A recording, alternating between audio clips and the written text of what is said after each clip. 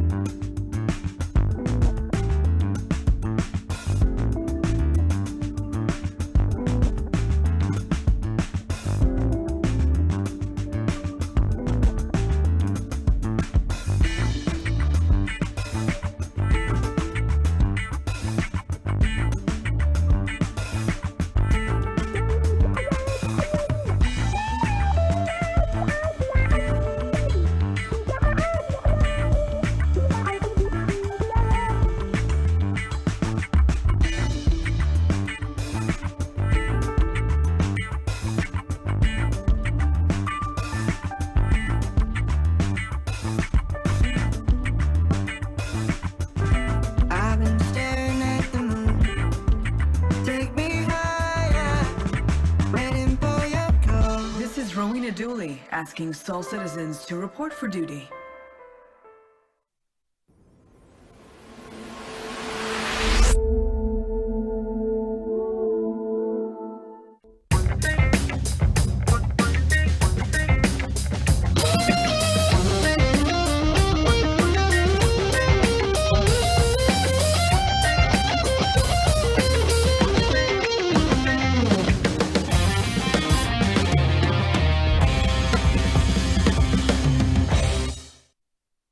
Hey, greetings.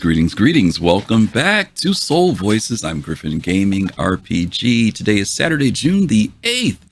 Hope you guys are doing well. We're halfway through the year, halfway through 2954. If you don't know what that means, 2024. I hope you guys are doing well. It's been a busy week, and a lot's been going on. And today we're going to be doing a topic called The Boys That Cry Kopion. The Boys That Cry Kopion. But before we go to that, I want to take a step back a little bit because last week we were not here. We were away at Equinox 2954 in Columbus, Ohio. Took a ride out there. Went to go visit some folks out there. Never been to Columbus. Been to Dayton, been to Cincinnati, but had never been to Columbus. And so we drove out last week. Did I... BSL. No, it's Kopion. Listen, let me give some shout outs to some folks who are here, by the way. I know there are several folks here in the chat. We've got Fast Cart is here. Black Sky Legion is here. Pops in Space is here. New Soul Sounds. Sir Togi is here. But you and Kai need to go have a drink together, I swear, because you guys are on the same page. Is it Cope? Thank you, Sir Togi. I spelt it wrong. Yes, I guess I thank you. I will be corrected here. Let me change it. It's spelled with a K. It's spelled with a K. Maybe I was thinking Kopion. Copium when I spelled it. Maybe that's what was on my mind. Thank you, Togi. Thank you. I gotta change it. Oh, I gotta change it to the show name too. Let me change it. Because I don't want people coming in here thinking I am talking about the C word. Let's do that. All right. Okay. Thank you, Togi, for helping me out there. I appreciate that. Is it Kopion? Okay. All right. I got to correct it again. Is it Kopion? Somebody help me. This is what happens when you write this stuff at 2 a.m. Is it Kopion? Kopion? Like that? Kopion? I don't know. All right, I'm just going to do it that way. And hopefully, I know there will be those who will correct me in the comments later, but thankfully my community loves me enough to not make me look like a complete idiot.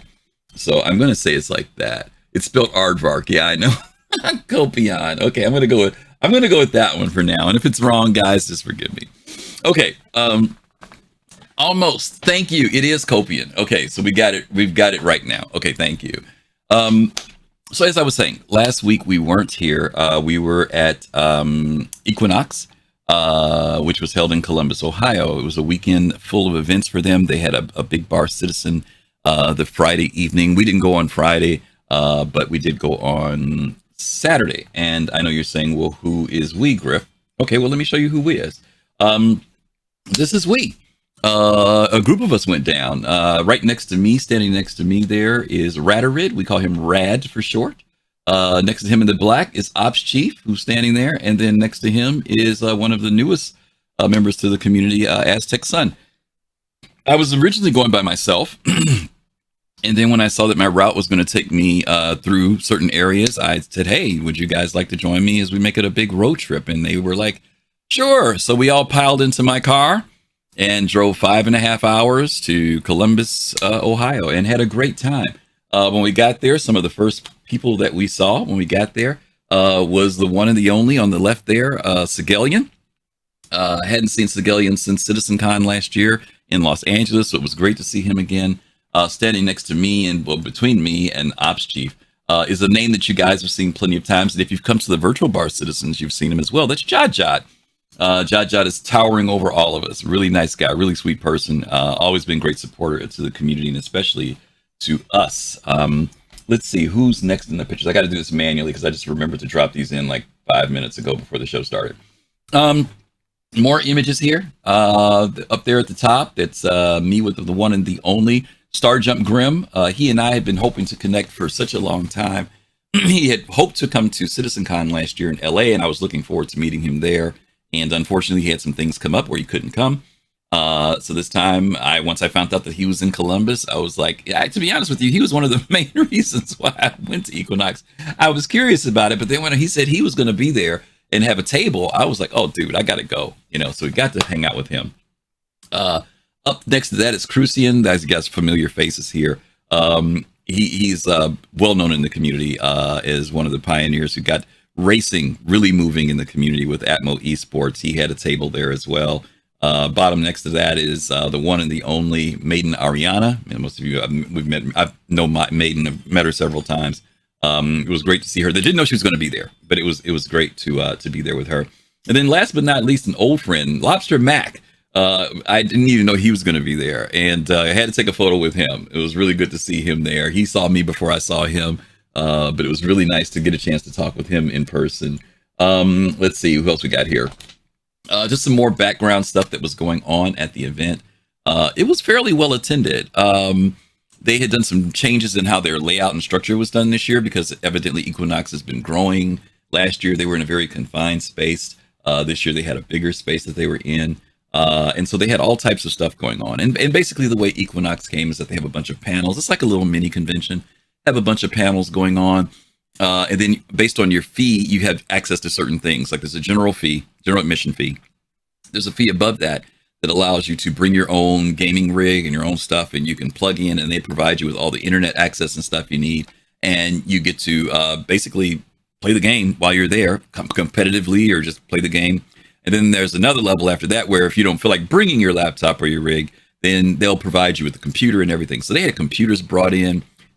Similar, if you guys saw at CitizenCon last year, they had like all these computers that were brought in. They did something very similar to that, but on a much smaller scale.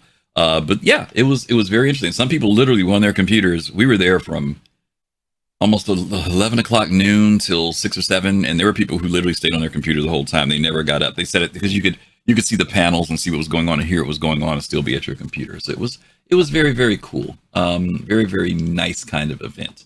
And then after that was over with, before we hit the road, the four of us went to a local bar or tavern that was right across the street from the Cozy Museum. That's the Columbus, I forget what it's called, but it's basically the Museum of Science and Industry.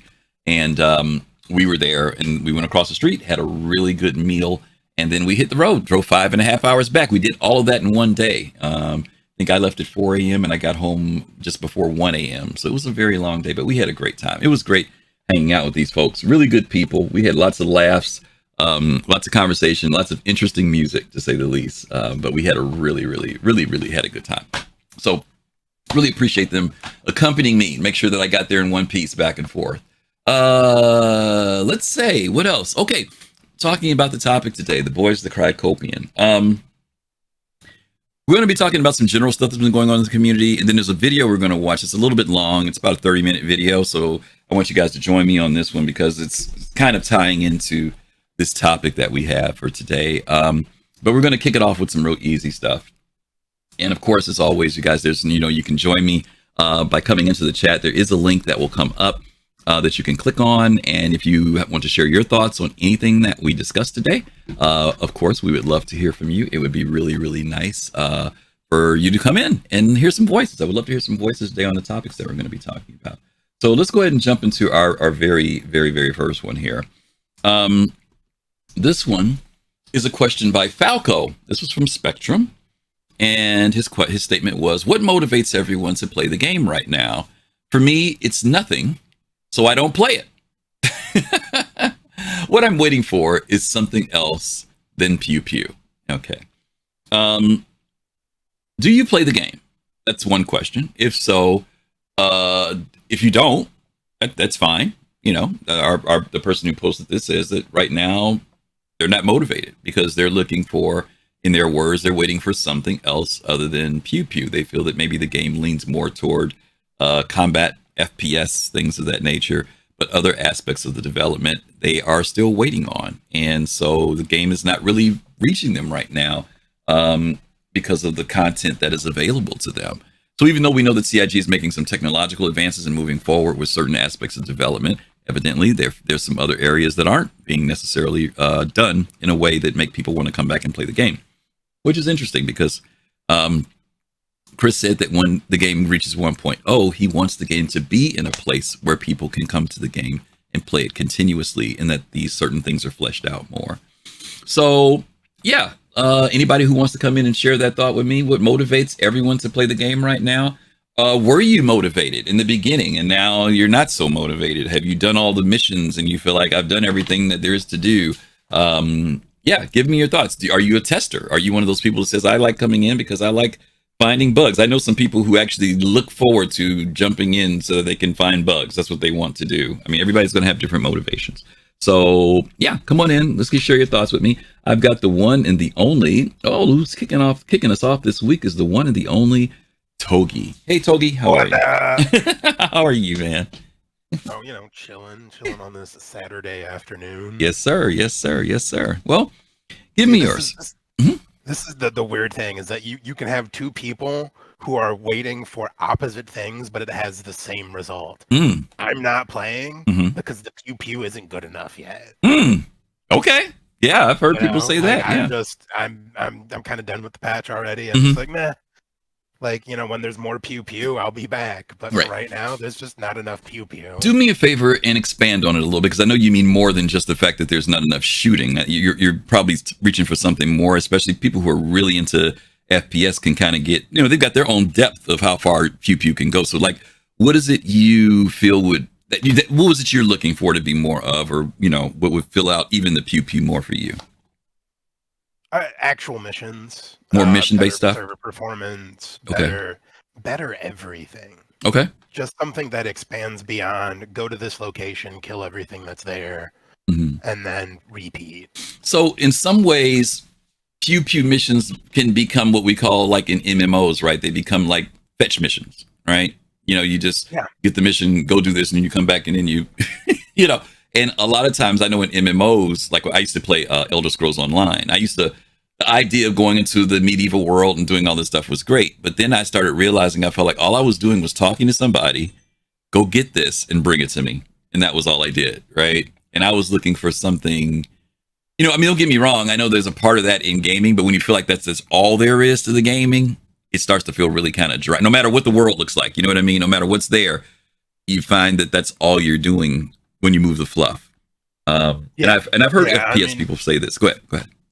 That's kind of the problem with an alpha, right? Like everything is so unpolished and unexpanded on. There's a lot of potential there. Yeah. But everything that we've got are very basic. It almost feels like, like a kind of subpar mod for a game sometimes. It's busy work. Now, I know you do go into the game. So do you feel like when you're in, you go into it to see like let's see if they've advanced or changed anything. Do you feel like you've pushed it to as far as it can go, and then after that you're kind of like, okay, either I see what the changes are, or I see that there's nothing that's changed? Is that kind of how you approach it when you're going in? Yeah. I go in and it's almost like a marathon for me. Mm-hmm. Like that's how I judge how good a patch is. Okay. How long can I play it until I'm bored again? Okay. Yeah. And I mean, this patch wasn't that bad. Right. I made it up until maybe 2 weeks ago where I just like, meh. I tried playing today. I mean, after it took me a while because I had the whole entitlement processing bug. Yeah. And then I went out and I ran one bunker and I was like, meh. And I didn't even bother to take the loot out. I went, I got back to my ship. I was flying out into Atmo and I'm just like, I could keep doing this again for the nth time. Right. But there's just nothing fresh there anymore. Yeah. I've experienced what's there, and I think that's what everyone wants. They want some new experience. Okay. And there just hasn't been a lot of that. Yeah. I wonder, Togi, from time to time, and guys, I saw your message. Thank you for letting me know Togi was a little soft. I actually had to push him. I had all my meters up and I had to go into Discord and push him. So hopefully you can hear him a little bit better now. I know that I'll tell you that there are times when I've done some things in the game and I feel like I've done it to a certain point. So I actually find value in doing it again only because I'm doing it with other people. Does that make sense? Like, I may have done, totally does. You know what I mean? And but for me, the only reason why now I'm getting something out of it is because, like, it's like I know you've done this before. You go to a distribution center and you go with a group, right? Then after you go with a group, you challenge yourself and say, can I do a distribution by myself, right? Then you go do it. Then once you've done it by yourself, it's kind of like, okay, I've done that. It's like, been there, done that. And then you don't want to maybe you'll do it a few more times, but there's a certain point where it's like, okay, I get it. And then you don't do it. And I only do it now is if somebody says, hey, anybody want to do a distribution center? Then I'll go do it, But beyond that, I agree. There are aspects of it that it's, we get what they're doing, but it's like, been there, done that. It's like, okay, what's next? Toki, am wondering, I think we both will agree that we know that the distribution centers are supposed to have way more depth to them too, right? I might go in and get an assassination mission that's there, but right now it's at a very low tier 1 level. That's all there is. Where I would hope that they start that there are other connectors that are involved in there, other things that also tie into that. It could be something as simple as kill this guy, then go to his office, get the paperwork, do this, and then do da-da-da-da. And then maybe I run into another force of something, something unexpected. Because I know CIG talked about they wanted the depth to be, you could either stop at that place or find out that there's more to do even beyond that and continue it, right? So maybe my only mission at first was go kill this person. But then once I've killed this person, I learned that wait a minute, I searched this person, there's something, maybe he's got a freaking pad on him, right? That tells there's a delivery being made at such and such, and it happens to be 5 minutes after I just killed this guy. So now I can go make some money, intercepting something. I want it to be more than just do this and you're done.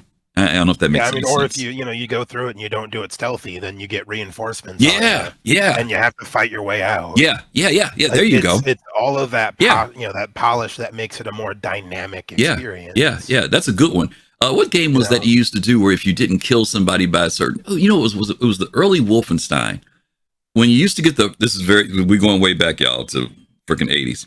In the original Wolfenstein, if you walked into a room and you saw a guard, to your point, you had to kill him stealthily. If he saw you, there was one or two things that would happen. He would either shoot at you or he would run to an alarm that was on the wall. If he hit that alarm, the whole joint lit up. You know what I mean? Yeah. Everybody started coming. And so, like you said, to strategically do these missions in a much more strategic way, or ramifications if I don't do it this way, or you start to learn this is the best way to do it. Because if you do, maybe you do want everybody to show up and start fighting. You know what I mean? That could be your choice too, But I would love to see, like you said, greater depth, and you said more missions, and I think that would be people more, too. Dynamism. Dynamism. I know what you mean. Dynamism. Okay, thanks, buddy. All right, Togi kicking us off there. Let's bring in Pops in space next. Pops, you there? Yes, I am. Hey, how are you? Okay. Good. Okay. Basically, my my reason is to go in is to help them get data. But on the side tip, really looking at how the weapons are working. Okay. You know, which ones are like specifically more with sniper rifles, kind of testing them to see which ones are accurate. Okay. You know, things like that. LMG, see which kind of, you know, what feel they have for them. Because, you know, really realistically right now, the game is, I mean, with the lag, the desync and all of that, it's FPS is pretty rough. Okay. You know, yeah, So we were in, I'm sorry. No, you go ahead. You go ahead. We were in and you know, we were shooting at I'm shooting at a you know, NPC and I couldn't hit him. And I'm standing right in front of him. Matter of fact, I hit him with the sniper rifle right in his head and it missed and he's coming at me. And you know, you get things like that. So it's really more right now giving them a little bit of data. Kind of like that and kind of seeing how the guns are working, looking at the desync. Okay. Little minor things like that. Hopefully it's helping them out. Okay. Do you find yourself going in more because when you were saying earlier, like to test things out, do you find yourself going in more like when a new patch comes out? That's kind of like the time when you say, okay, let's see what they've done, what, you know, what's changed or what they've done. Oh yeah, most definitely. I mean, the other thing that I'm looking at is the landscape, see what new assets they've added, Okay. you know, like at Ghost Hollow, Right. Things like kind of, you know, you want to see the new Okay. Distribution centers when they came out. You want to, you know, go inside and see it's really more about seeing the facility itself, going around under, you know, seeing the layout, Right. because you know the going in and shooting at the people is horrible. Okay. Right. You know, right now as it is. So Okay. yeah, it's really kind of an exploration thing. Certain things you have to drive to, like, you know, it takes you a half hour to drive in. Gotcha. And you want to see that, you know, stuff like that. Yeah. Okay. Cool. All right, Pops. Thanks so much. Appreciate it. Alrighty. Let me bring in Almost Over next. Almost Over. What's up? Ow! I feel good. Vengeful. Thank you so much for that resub. 42 months. Good to see you, and thank you as always. Yeah, Almost. How are you?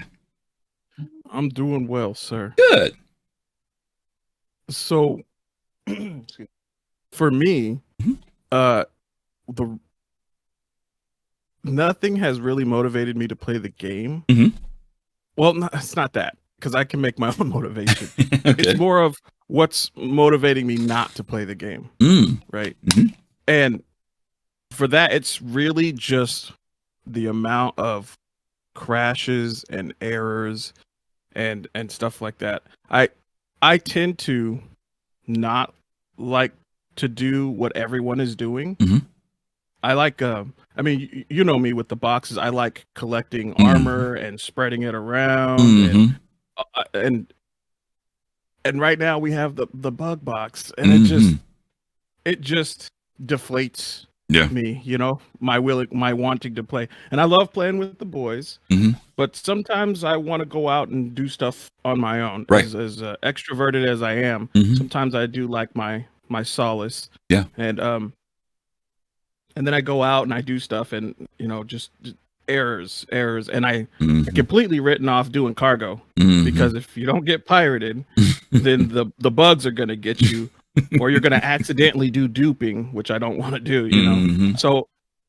So I just, yeah, it's mostly for me what's demotivating me, and it's just so many bugs. Yeah. That's ruined it for me. Yeah, I know. For me, you hit on a good one. For me, I used to, I had gotten into this thing with taking a Pisces, taking 4 1SCU boxes and putting them inside, you know, those little areas on the side. And I put one of them for weapons, one for armor, one for medical and food. And then I had that fourth one for something. I don't remember what it was for. And that was my routine, right? When I did bunkers, right? I go down, load up, put that stuff in, create crates of this stuff. And I was trying to practice that idea of creating inventory, right? So I'd be able to sell stuff. It's also frustrating too that when you have that box full of rifles, you can't sell a bulk, you know. But now that those boxes stop working, where you can't load things in, or you have to do some weird workaround of load it into local inventory, then after local inventory move it to, you know, it can become frustrating, right? Even with workarounds, it can become frustrating. And to your point, those become the things that actually motivate you not to play, right? It just gets to a point where, I can't do this thing, and even if you do the right thing and say, okay, I'm going to put a note in, boxes aren't working, anything else, it does become frustrating when it's an area of the game that you enjoy doing. I don't feel comfortable playing other areas of the game that I'm not into and then trying to tell how it's supposed to go. I don't know if that makes sense. Like if you're a pirate, right? I like Togi's into that. I'm going to be biased because I'm not a pirate, so I don't want to go in and say you shouldn't be able to do such and such, such and such, where pirates would be like, no, that is what you're supposed to be able to do, so I'm only going to focus on the areas of the game that are interesting to me, even though the game offers a lot of other things. It can be very frustrating. I agree with you. I had 2 issues. I stopped salvaging last week. Normally I don't just completely shut down on a career, but I shut down because I was very low on money. Maybe it was my fault, but I did 2 of those. First it was a low end mission. One was for 20,000, and then the other one was for 50,000. And on both occasions, when I was on my way to salvage, I got a server error. And even though the game recovered, the mission was lost. So not only did I lose the mission, I also lost the 20 and the 50,000 that I put in, and I only had like 100,000. So it hit me hard. You know what I mean? That was frustrating. Now, there are other weird things that will happen in the game that, like, how the cops will stop you and you didn't see that they told you to stop, that 20,000. That doesn't stop me from playing the game, but that stopped me from salvaging. I did something else. I said, okay, I'm not doing any salvaging until they get past this. It's driving me crazy. I'm losing money every time this happens. It was kind of like the old days of the 30K, the people that would take their Caterpillar out fully loaded and lose everything. Oh, yeah, I did that in the C2 a few times. Yeah. Yes, it was a bit frustrating. Mm-hmm. For me, it's kind of when they all just happen back to back. Yeah, back to back. Yes, right. The occasional thing, one thing. Yeah. Yeah, when it's occasional, I can kind of overlook it. Right. But like when it's just happening back to back, even when you try to, this is messing up. Let me go try doing something else. Right. You go try doing bounty hunter missions, and the desync is just horrendous. Yeah. And for me, that was the last thing I fell back on. I was like, okay, well, what can I do since basically all the boxes are bugged? Right. Let me try doing bounty hunting missions. Right. And the desyncs was just horrendous. I'm over there in what is that called? I'm in the constellation Andromeda. I'm getting murdered by a Titan. Because of the desync. Right. And I'm just like, and actually, I'm thinking of a moment, one time in particular. So after that happened, then I went and tried to do a bunker mission to collect some armor. So I got my box. The box thing was working fine, and I was in a Cutlass Red.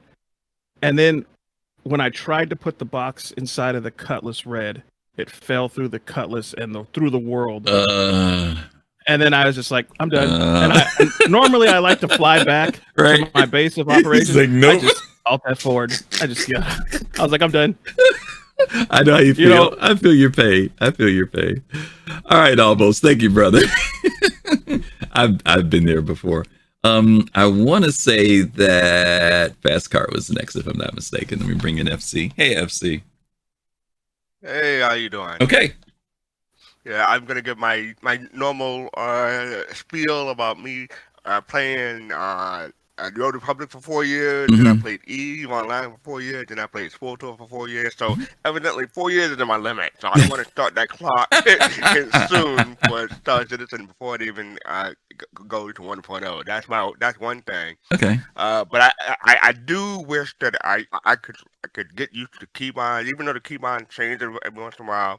I do wish that I could get used to keybinds, because that keybind thing is a monster trying to memorize that stuff, especially when you get into your hangar and like, okay, how do I do this? How do I do that? So I do wish I knew the game better. Yeah. But the economy is not where I wanted to be. The mercenary is not in there. The endeavor is not in there. Crafting and stuff like that. So my gameplay is not in. So I actually saw a tweet a couple of days ago from Jeff Huckabee saying Marvel Midnight Sun is free on Epic Games. So I picked that up, and now I'm playing that. So I am playing other games while I'm waiting for the stuff that I want to come into Star Citizen. Okay, good stuff. Those are all good points, especially your four-year clock. I think that's pretty interesting. That's something to think about. Thanks, buddy. Craygenix. Hey, hi, back to you. Craygenix says, I know that might not be popular, but is anyone else interested in logistics side of the game? I'm not a pew or PvP person, but I love logistics, and I just know it will happen. Let me say this to you, Craygenix. You will be a person in high demand, because there are a lot of people who are not interested in logistics, but will need someone to do logistics. And I'm like you. Their CIG has told us just not too long ago, I don't remember how many, this was a few weeks ago, they started talking about the need for having someone who knows how to load ships. Now, we had talked about loading ships in the sense of making sure you get everything in there the best way possible so you can carry your load. But CIG took it to that next level. They even talked about weight and balancing will become an issue later. So logistics can cover everything from doing cargo. Logistics can be making sure that a ship is equipped with the right components that are needed.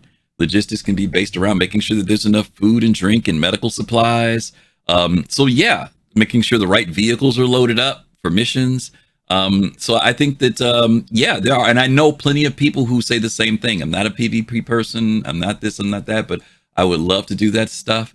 Look at there you go. Hook says, Griff, I think that 80% of the players could care less about pew pew.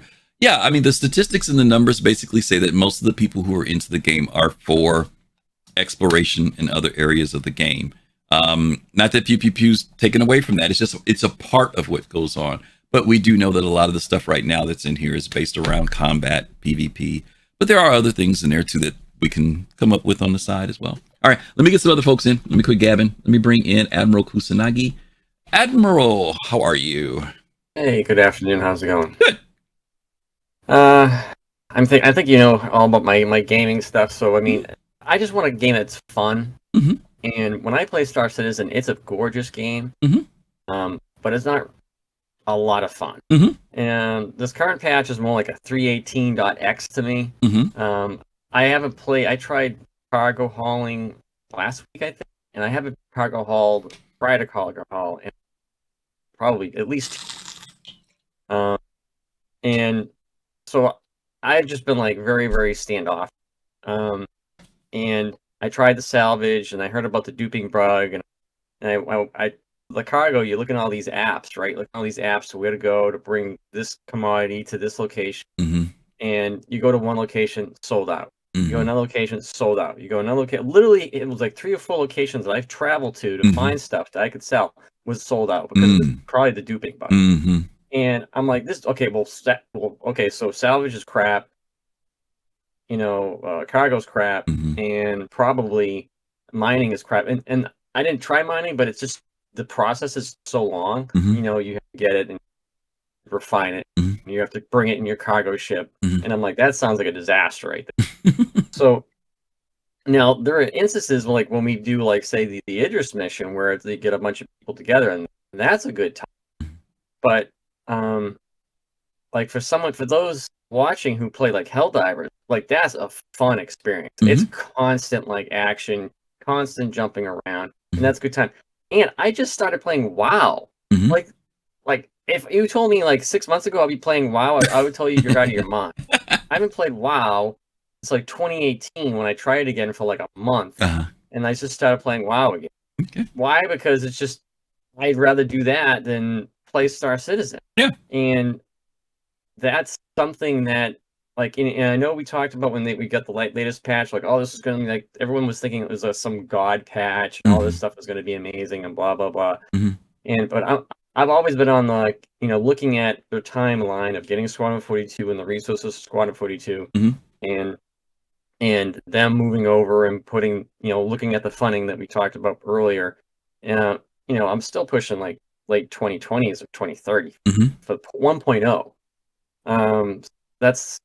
So they need to give us some more optimization, really, because they can't say this is a playable alpha on YouTube commercials or playable now when it's a playable mess. That's the problem. Okay.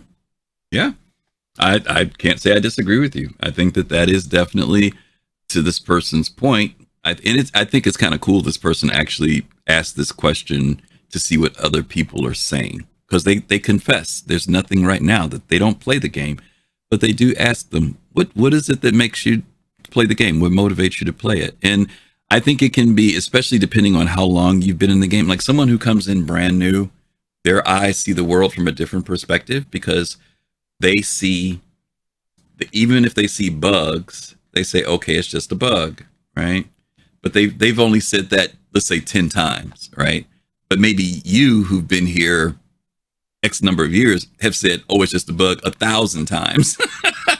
And after a while, saying it 10 times, you can kind of be a certain way. But after saying it 1,000 times, it could drain on you. It could really be difficult. It could be very difficult. Like people who in the Soul Citizens community, and again, it's not an org. If you want to just join the org community, come on in, and you can other orgs and whatever. But we tend to talk a lot, have fun now and then. But when you risk people, it makes it a lot easier. Misery loves company.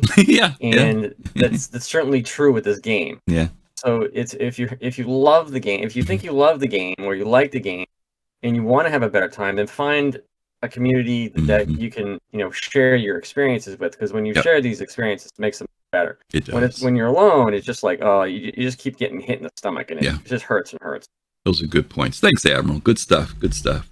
All right, let me bring in Fist of Face, then Red, and then we're going to move on to our next topic. I'm running a little behind. Hey, buddy, how are you? Hey, how are you there? Good. Sorry about that. It's okay. I had to meet you over there. So, like Pops was saying earlier, and other folks, the reason why I go in, I was just trying to see what it's like, or what the progression is going to be like from starting. I guess you could say starting from the bottom and trying to rise to wherever you're trying to get to, whether it's top or however money, and just trying to look at, like, we've been playing a couple missions. Primarily we've been playing a lot of bounty and mercenary missions. It is a grind, I will say, but I do think that given that we've been playing it, that they do need to work on a lot of the payout issues, because I do see in the future that it's FPS. It does get worth your while once you get into the junior tier. I know you'll help me out to see that. But that grind is too much of a progression for folks, and I can see that. I can see that for a lot of folks, that people are going to wear their options and say, you know what, FPS is not really that important. Okay. Because it's not worth. It's there's no return, in my investment in there, for us to do that. So I'm just trying to see where, where my progression is going to be when I start out the game. You know what I mean? That's what I'm trying to think about. Yeah. That way. Yeah. That makes sense. No, I think that, you're keeping an eye on it as it moves forward and seeing how they're developing it. And like you said, later on, when you decide what it is you want to do in the game, at least you have an idea of what path to take, versus kind of starting and like, where do I go? What do I do? What do I begin with? At least you do have some type of idea of the direction of where they're going with it based on the current development. Yeah. Because one last thought is just that, especially when you're starting off at like 25,000 or so, and like you said, you get pulled over by the cops, and that's 20K if you don't comply. And you know what I mean? Yeah. So, that hurts. Yeah, it does. That hurts. It does. So you have to think about everything you do. Yeah. Now here's the kicker. Let me say this though. Let me say this. Getting stopped by the cops for 20,000, it hurts. It hurts more when, like, okay, here's the bug. The bug right now is, if you're flying, you don't hear. We used to get that big message on the screen, and you'd get an announcement to stop, right? When we got this patch, the font reduced by from a 60 font to a 24 font, right? It got real small. Yeah. And the audio disappeared, right? So if you're flying and focusing on something else or looking somewhere else, it's very easy to miss that flashed message that comes up, right? Or what a lot of people do, they're flying into their favorite place and they decide to go external because they want to see what it looks like. and that message popped up while they were in external view, right? So then you come back to your view and you look up and you've got a crime stat 1, right? Okay. Right. So what hurts is that the game mechanics that are supposed to be able to give you that warning are broken. Right. Right. And and now it's like, dude, now I got to pay 20 grand, right? Or maybe, whatever. Now, here's the other side to that, though. That mechanic, when working, is supposed to work. So if I don't pay attention or I ignore that warning and I get hit for 20,000 and it knocks me down to only having 5,000 in my bank or 0 in my bank, the game mechanic is supposed to be, well, you ain't got no money. Better go down here and find one of these missions at the cargo center and go carry a box somewhere so you can make some money.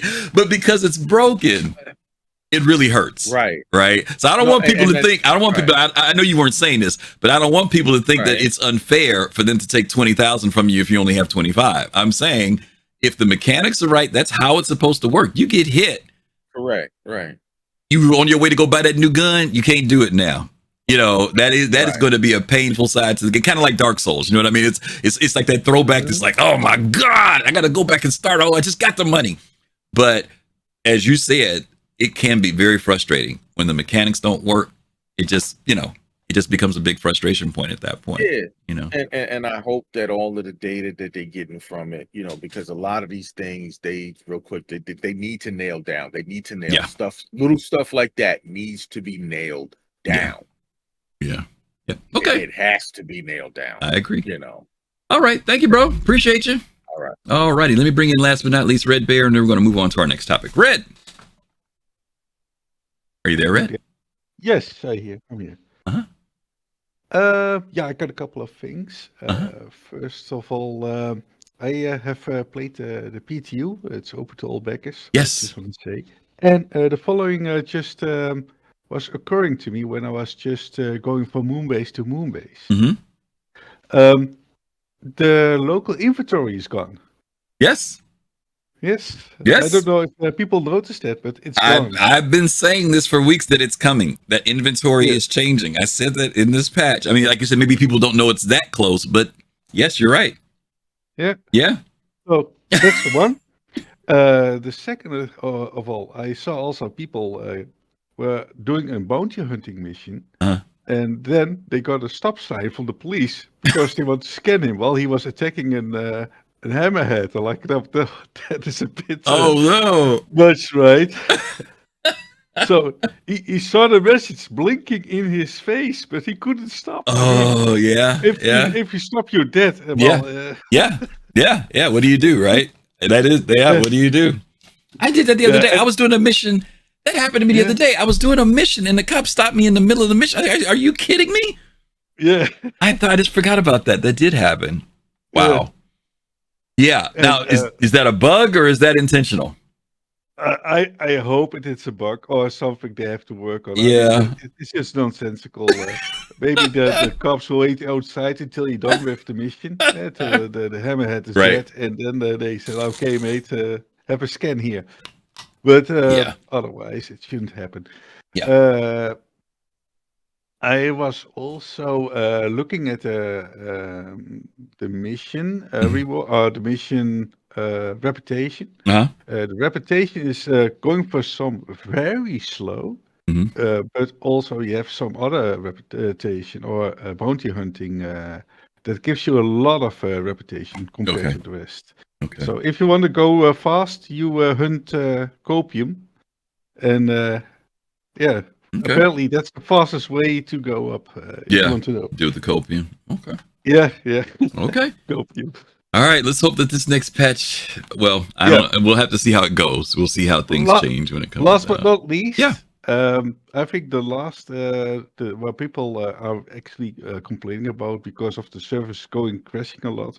I think it's due to the duplication mess. People leave their ships on all the stations or in front of the stations.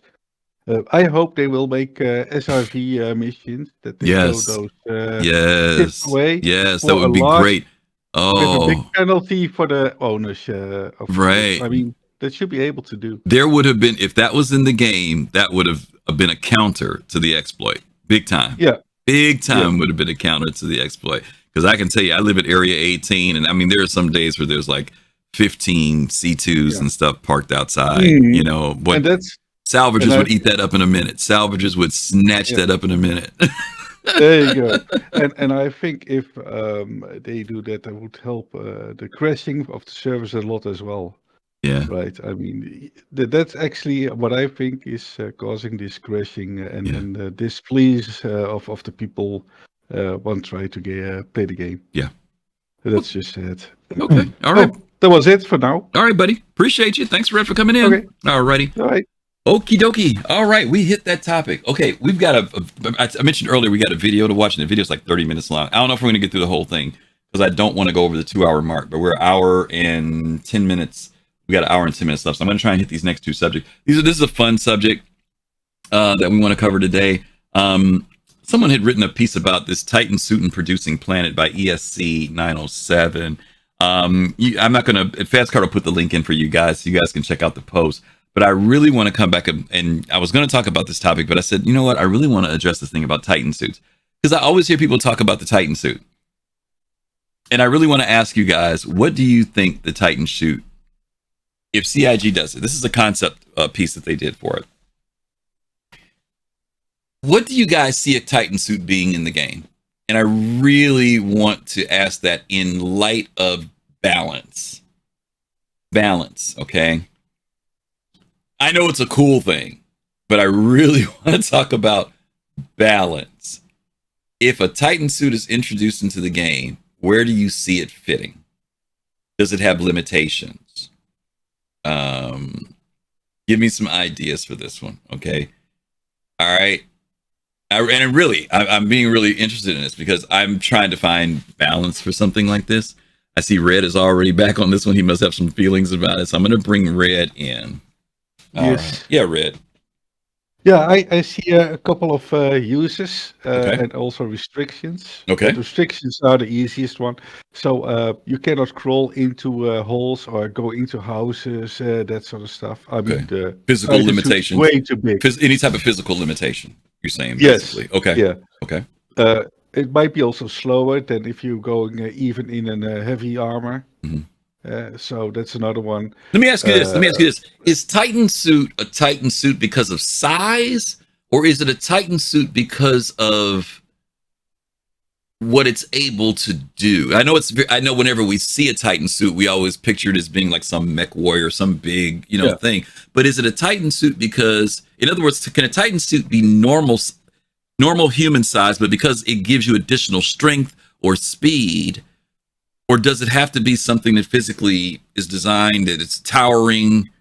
Because there's so many variations of what some people have talked about Titan suit being something that helps in the sense of industry. Some people describe it in the sense of combat. What are you picturing this thing? Well, if I would say combat, and actually the other one's commercial use is the same. Okay. You use a Titan suit or exosuit for the physical limitations of strength of a normal human being. So that will enhance it. So for the combat, you can attach larger guns on your arm, for example. Okay. You can lift heavier loads or more with your for cargo, for example. Okay. That's how I see this Titan suit come to life, and the limitations it's big. Okay. All right. I got a bunch of people who want to talk about this one, Red. I guess it's a good thing you got in first. I can't believe there's a lot of people here who want to talk about it. All right, buddy. Thank you. All right. Guys, I don't know who came in. I know Pops was next, and after that, I'm just going to bring you down based upon whoever I grab. So just bear with me if I'm out of order a little bit. Pops, you there? Yes, I am. Okay. What you got? Oh, it could be used let me not say everything. It could be used in science. It could be used in exploration. It could be used in mechanic. So let's pick those two. Either one, science and exploration. How do you see a Titan suit being used? Well, like science, it could go places. Okay. That your regular suit couldn't do. It could be gathering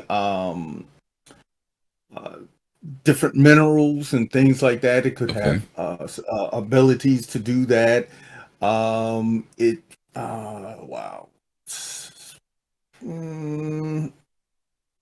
So you're saying that it gathering becomes something material that are you saying that it becomes more like and I'm going to use a Titan and exosuit, interchangeably. Just bear with me when I say that. That's an exterior skeleton, right? An exosuit. Right. Are we saying maybe something like, let's say that, for example, there's a planet and the planet is molten lava is a big deal there, right? And there's something you want to get. This type of suit has the ability to protection to withstand both the heat and allow you to do something. Is that what we're talking about when you say science exploration? Okay. I just want to make sure I understand where you're going with it. Okay. Give me one more example. Is there anything else that you can give me an example of? Because I want to make sure I'm tying this into how does it balance in the game? Because one of the greatest fears about Titan suits is that it allows players to have something that puts the balance and scale in their hands that regular players cannot. If they don't have it, then there's nothing they can do about it, right?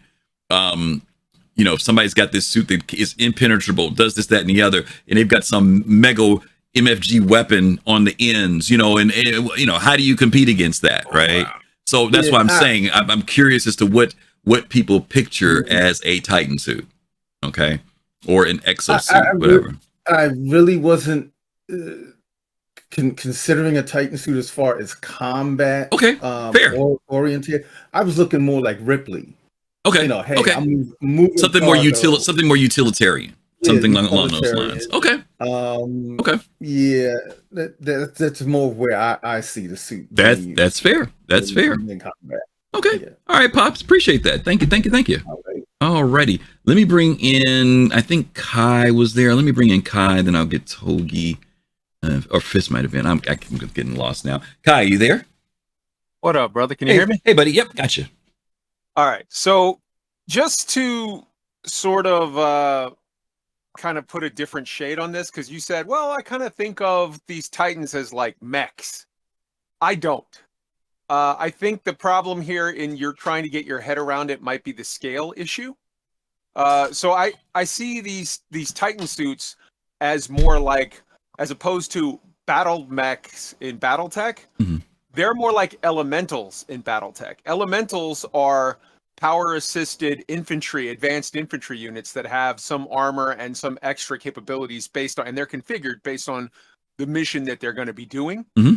So when you think of like a mech, you're thinking it's like whatever, 20 meters tall. It's massive. It's huge. Whereas an elemental, instead of a human being, say 2 meters tall, an elemental might be 3 meters tall. It's a little bit bigger. Right. And so if you were to try to, let me say this real quick. I wasn't saying that's what I'm thinking. I've heard people. I'm just saying people have talked about it being, like you said, from something that's more standard to big.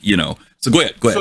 So the uses for that now, like, okay, if you have something that's 10 meters tall, 15 meters tall, that's huge, and that has it's one of those, like the old Russian army saying, size has a quantity has a quality all its own. Something that huge is massive and useful and whatever, but it also has tons of limitations. It can't go in most buildings. It can't go in a cave. It can't get into a lot of areas where you would need to. So if you look at, I think the Titan suits, the balance of that would be, it wouldn't be how you just said, like, oh my God, versus a regular player with the gun, it's impossible. You can never do anything. In BattleTech, when you look at an elemental power armor, as opposed to non-power armor infantry, if you're talking about a soldier on foot with guns, the way that a standard Star Citizen on foot FPS player is, where you've got guns and some grenades and maybe a rocket launcher, whatever. A power armor, an elemental might be worth maybe 8 or 9 or 10 troops, but it's not infinitely whatever. So if you have the right tools for the job, and even maybe a power armor might get taken out by one on foot player if he's got the right thing, the counter, if he's got the rocket launcher or EMP, something that knocks it out, terrain to his advantage or whatever. So I look at it that way. And as far as uses, I don't foresee a concept scientifically working where a power armor would sort of get you past a lava planet, because lava is going to melt metal. But it could definitely be used for diving underwater, going at depth, dealing with extreme hot or cold, dealing with maybe you go into a cave where there's some corrosive element or some smoke or some problem that would be a biohazard, that it would, like, even if you had an air tank, it would still melt the skin off your arms or whatever, but you know, in that kind of whatever, or you know, I need to pick up this these, you know, 800-pound canisters. I've got this power assisted armor that can make it to where, as a human picking up 800 pounds, you know, unless you're the guy that played the mountain in Game of Thrones, that ain't happening. But you know, a standard loader, you know, third class can do it with the armor. So I see it kind of like that. I'm gonna get out of the way. That's very those are very practical uses. I'm just curious. Thank you, Kai. I appreciate you, bro. All right, brother. All right. Let me bring in Stunner next. Stunner, are you there? I am. Hey, How buddy. are you? How are you? I'm good, buddy. Good. Hey, you know, I don't know what all the worry is about them either. I've just always thought of them as like another choice that we have to make, and as a convenience.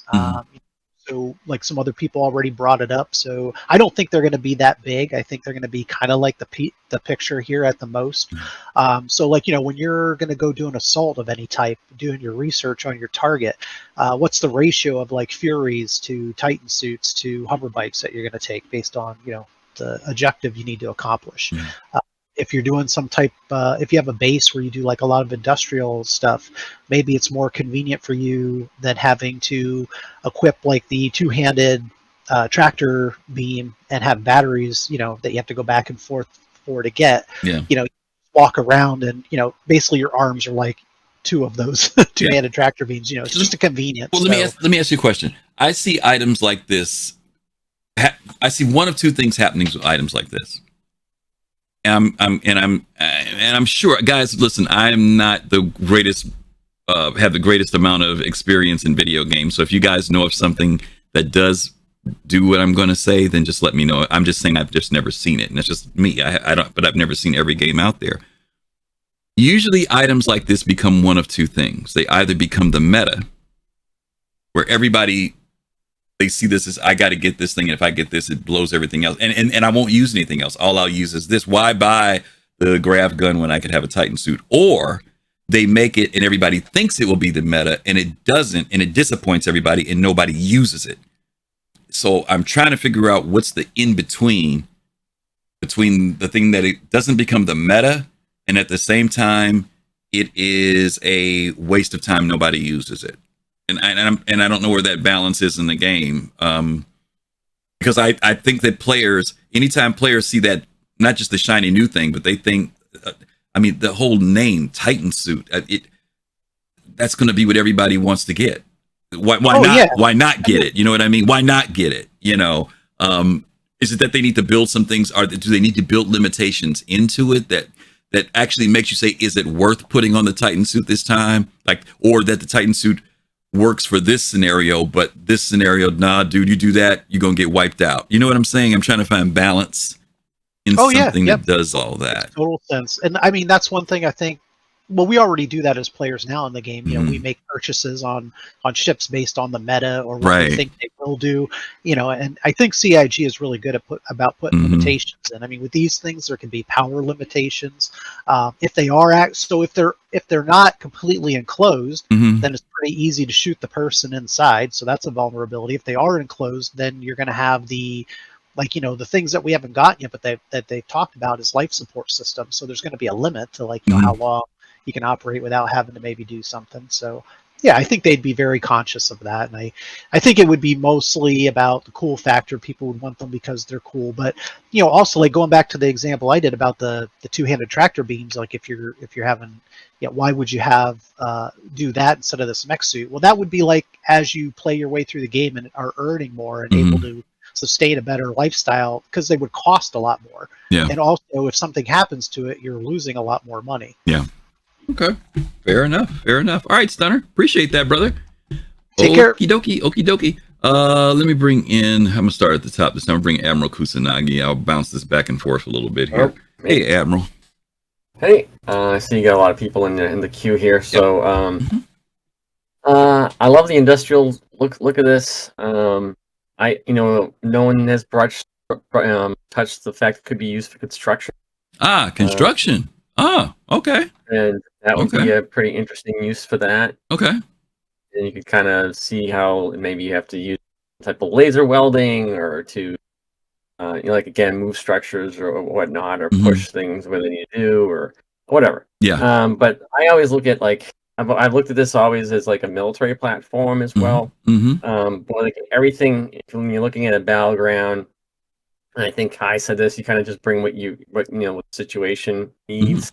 But like everybody thought like we'd never have trench warfare again in our history, and here we are in 2024 with trench warfare. Right.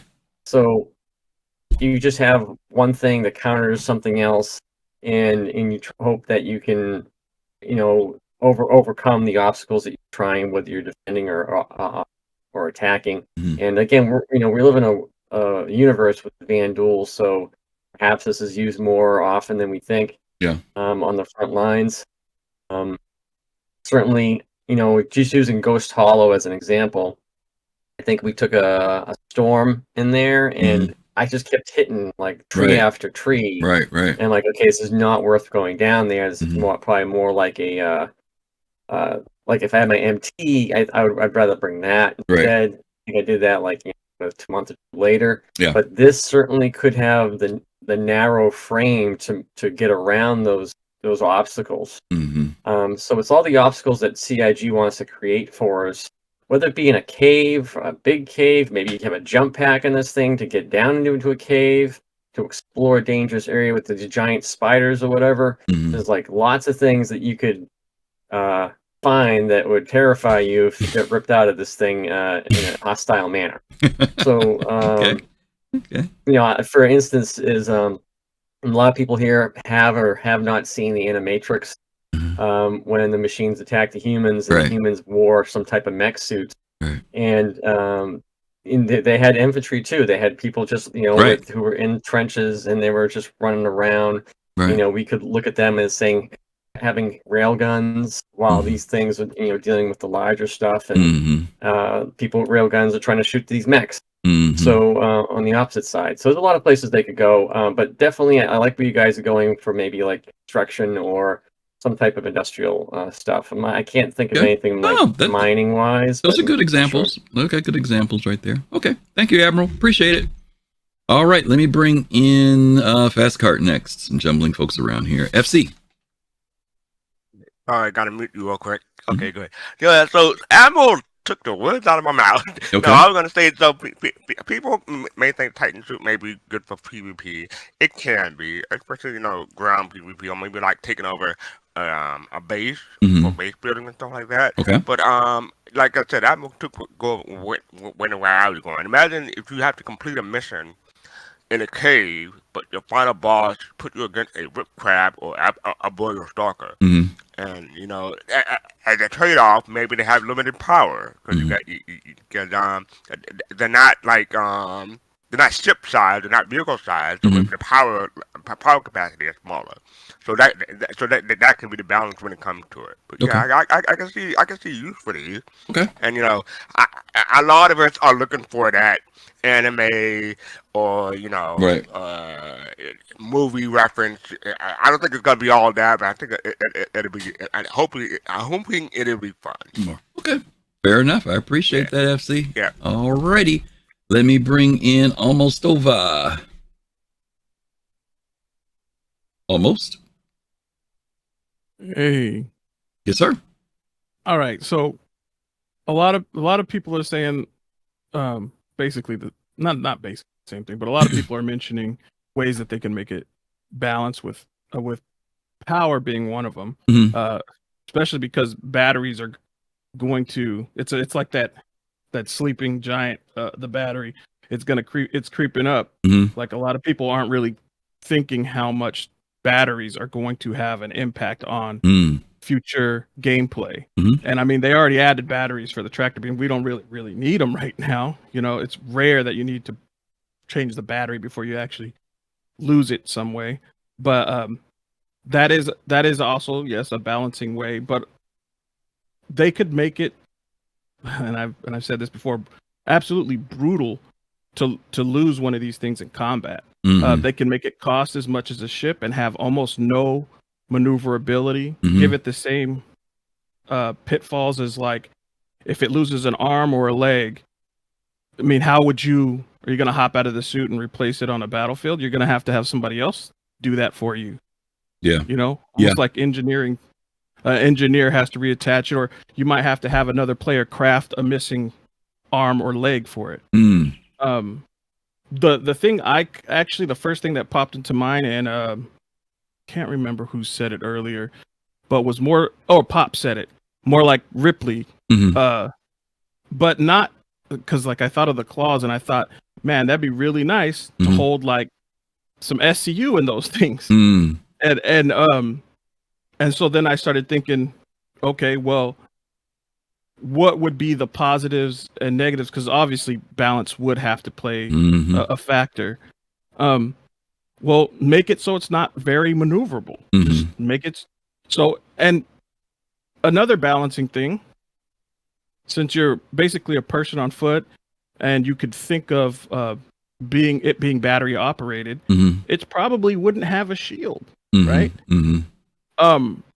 So my brain is getting all jumbled with all the stuff that I want to say, but rail guns, I don't know if you know, rail guns have been heavily nerfed.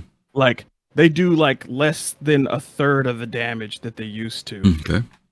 So it could be like that whole cycle. Like if you wanted to use it as a battlefield option, that maybe you wouldn't want to because no shield, right? But you could use it to put a better rail gun on it to shoot at ships. But then somebody with a handheld rail gun could take you out because you don't have a shield, right? So you can do that whole paper, rock, scissor things with that. So I think... Go ahead. Go ahead. No, you go ahead. I think inherently just the way that we think of say Titan suits, that we already kind of built in their balance, the way we think of them. No one looks at a Titan suit and says, hey, that thing can run really fast. They're like, what movie have you ever seen a Titan suit hauling ass? You know? They're always really slow, lumbering. Yeah, so we kind of already have that downside built into it by the way we just do movies.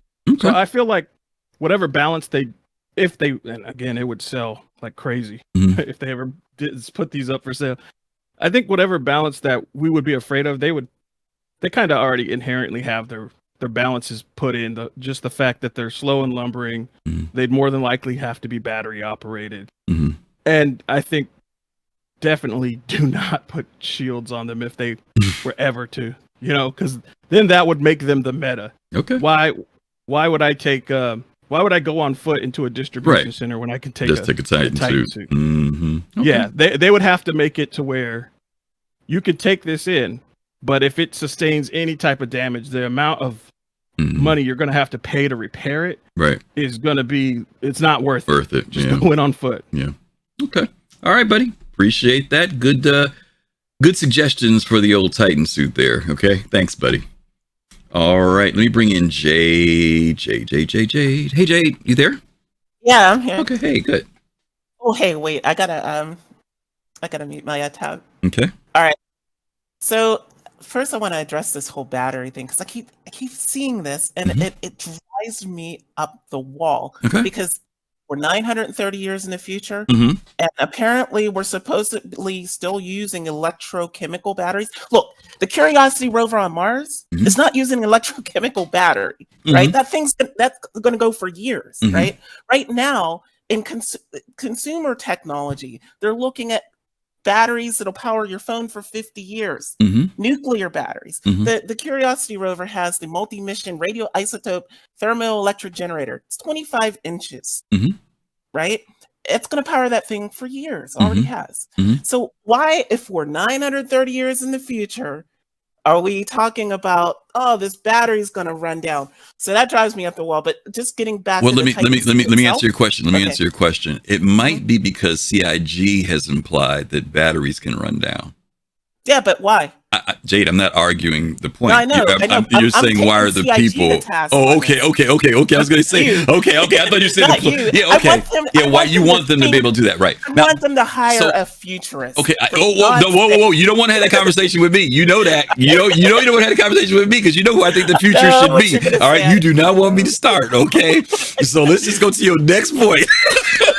All right, go ahead. All right, next point: the Titan suit itself. I like it as a cool idea. It looks really cool, and it's something that's in a lot of sci-fi, from Alien to Titanfall, the game to Helldivers, all of these different forms of it. CIG will determine what they're going to do with it, but I honestly say, if you look at it, it's like many things in the past. People are projecting their thoughts and hopes onto this thing based on what they want out of their gameplay. Is there anything in the lore, Jay? Because I know you follow a lot of the lore with the wars back in Vega. I mean, was there anything? Because I mean, they've got the concept art for, but I don't ever remember seeing it tied to anything. Nope. This is purely a rule of cool. We can sell a lot of these if we make it thing. I'm not trying to be cynical here. Right. We said that they were cool. We get the idea that they're cool. Yeah. That's why I said balance is, if something like this gets introduced to me, balance is crucial. I mean, really crucial. Because I don't want it to be a meta. We'll get the lore when they make it, when they release it, most likely. But I feel it's going to have the same utility and visibility of tanks. Right? You almost never see anybody riding around in a tank. It's a shock when you do, actually. You see somebody out there all by themselves in a tank. I feel it's going to be like that unless, all right, and because this is a game in alpha and they're constantly adding new things, unless they start adding more things that you would want to be in a Titan suit. And I mean a fully enclosed Titan suit, not like what they're showing there, but like fully enclosed, like super high pressure planets, right? We know we're getting radiation. We see it in our Moby glass. We have a rad meter, right? So maybe they can give it some utility outside of combat in that standpoint, where you land on a toxic, high pressure, radioactive planet. So it's environmental, it's everything. It's a bunch of elements, not just one particular element. Not just one thing. And then that'll give it more appeal too, because there's a lot of people that are just they're done with pew pew. They're just like, this is boring for me. I've done this for 10 years now. I want to do something else. Yeah. I worry about mobility in the sense of what ship do we have to move them? That becomes the other thing too, because if you remember back in the day, the Retaliator, there was some rumblings about that drop ship section would be able to accommodate a Titan suit. Now every time I've looked at the graphics for it, I've never been able to figure out, okay, where, I haven't been able to. So does this mean that CIG creates something that, how, I don't know what movies it was, but you remember with the Star Wars movies, they had ships that would arrive with the robot, the droids on them, and remember how the droids would be, and they drop them down, then they would come out.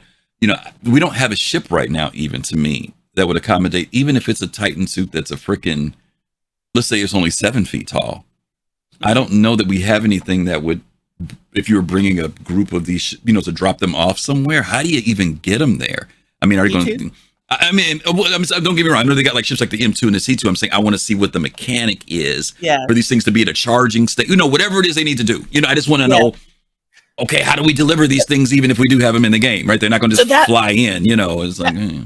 That brings me to my second point. The only reason I would love them to develop this is only if they're developing it with the idea that this is going to use their jump pack. Right. That means they would have to develop the jump pack first, because let's put it to people. What's more important to you, a Titan suit or being able to eject from your ship, when you need to, and be able to land safely when you're in a gravity well, when you're in an atmosphere of a planet? I think it would be ejection, right? So if it means that they're going to develop the jump pack that they've talked about so that they can put them on these Titan suits, I'm all for it. But I would like to see more utility. I would like them, before they even release it, to explain, while they're developing it, why you'd want to use the Titan suit. Okay, fair enough.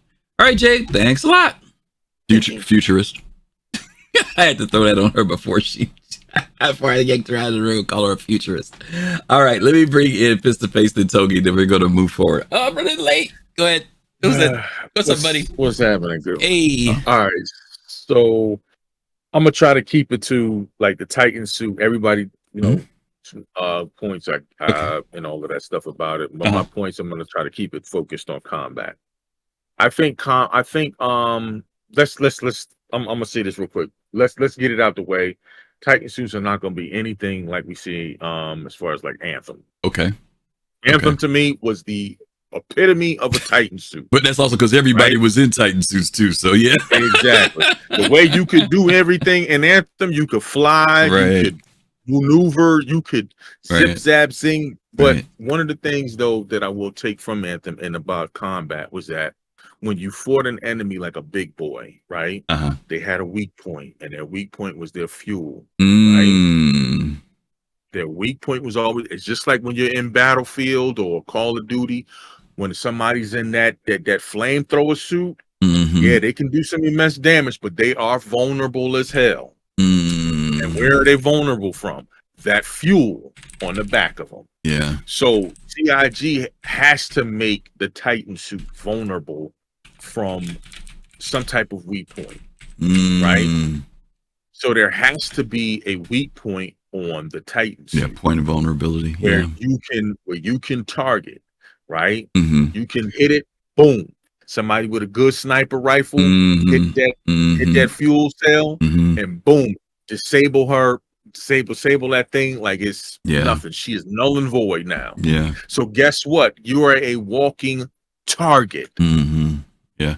Because people will definitely, if they see a Titan coming, they're gonna be like, focus on the Titan. Get that out of the way. That's it. It's just like an MMO. Whenever you go into a boss fight, come in, you know who to get rid of. Yeah. You know what to get rid of first. You always take care of the ads, right? Right. Clear the ads, clear whatever, focus on the boss. Right? Yeah. Okay. Ads come in, ads, focus boss. Rinse and repeat. Okay. All right, Fist. Thanks, brother.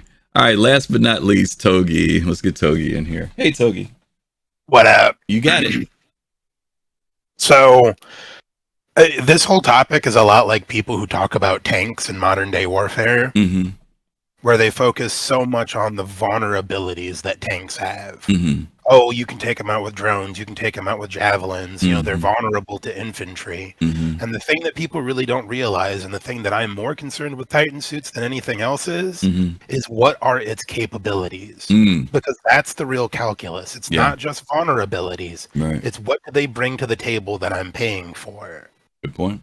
You know, and if it's only a size 1 or a size 2 weapon, no big deal. Yeah. That's not a lot there. Yeah. You know, at that point, all you are heavy infantry. Yeah. You're a cyclone. Yeah. Nobody worries about seeing a cyclone. I think that they can have a place in the game. And like anything that goes into the game, right? You want it to be balanced for the players so that, again, I worry about when there's something that comes to a game, and this is with anything. It doesn't make a difference. It could be a rifle, right? If it's the meta, or is it that rifle that nobody ever uses, right? And trying to find that, where's that space in between that says, under these situations or circumstances, yes, grab the Titans. Another situation we talk about, I say, we don't need the Titans for that. I'm hoping that they just find the place for that. And like I said, it doesn't have to be the Titan. It could be anything we put into the game, as far as I'm concerned. You know, there's appropriate opportunities. And also for the people who aren't with the Titans, who don't have the Titans, how do they respond to when a Titan enters into the scenario? You know, what is there for them? You know, what do they say? Okay, we know what to do when a Titan comes up, or Titan comes up, dude, we can't do it. If they bring in Titans, we're not going to be able to win this. I'm just trying to find balance, you know. I'm not against and like the one place that I think that Titans would be a true balanced offender would be in shipboarding, which is the one place that, because of the corridor sizes, they're going to happen. Right. About the only place that you would really be able to use it is some of the larger ships that have hangar bays. Right. You could use it to cover that ground. Yeah. And I think that maybe that's where it's going to end up. Yeah. Is that it's, you know, that like a lot of the ground vehicles in the game, it's going to be very strong in a very defined niche. Yeah. Okay. Yeah. That's a good point. All right. The only other thing I would say is I would also really like to see them not sell them, and definitely not have them as full suits. I would like to see them make it as you have a core, you have legs, you have arms, and you have to put these things together piecemeal. And so you can find all your industrial parts, but finding combat parts, that's hen's teeth. Yeah. And so they are replacement is easier too. Extremely valuable and literally impossible to replace. Okay. Alrighty. Thank you, Togi. Gave us a different perspective. I appreciate that. Okay. What time is it? 2:23. Boy, I really want to get this video in. Okay. I'm going to probably combine these next two topics, gang. And for some reason, I might have to leave for a minute because I'm expecting someone at the door while this video is playing, but I've already watched the video, but I'm going to watch it for you guys. So we're going to combine these two. As you guys know, the title for today's show was The Boys That Cried Kopion. And just so you'll know where direction I'm going in here. Yeah, I can actually combine these two.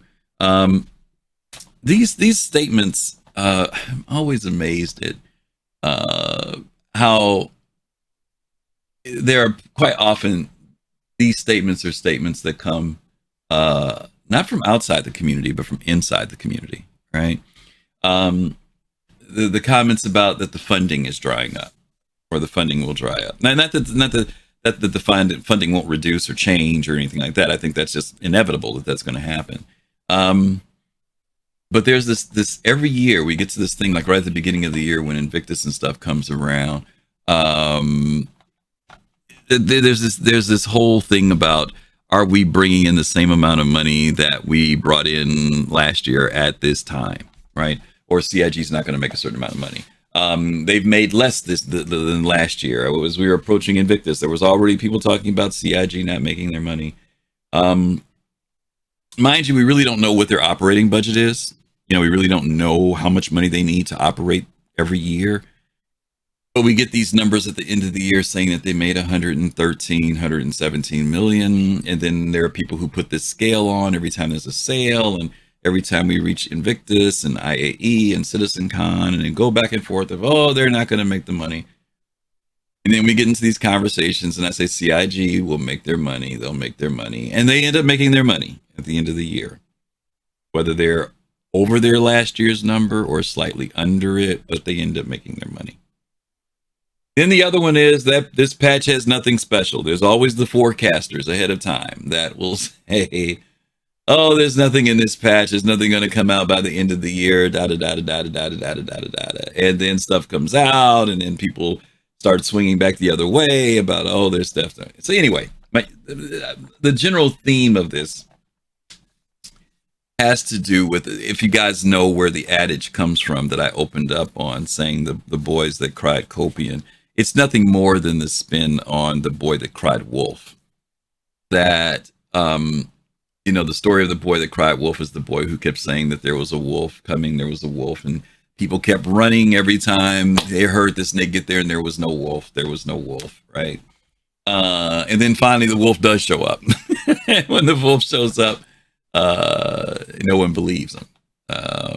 And so I'm saying this because of the reactionary thing that happens, it seems, within the community.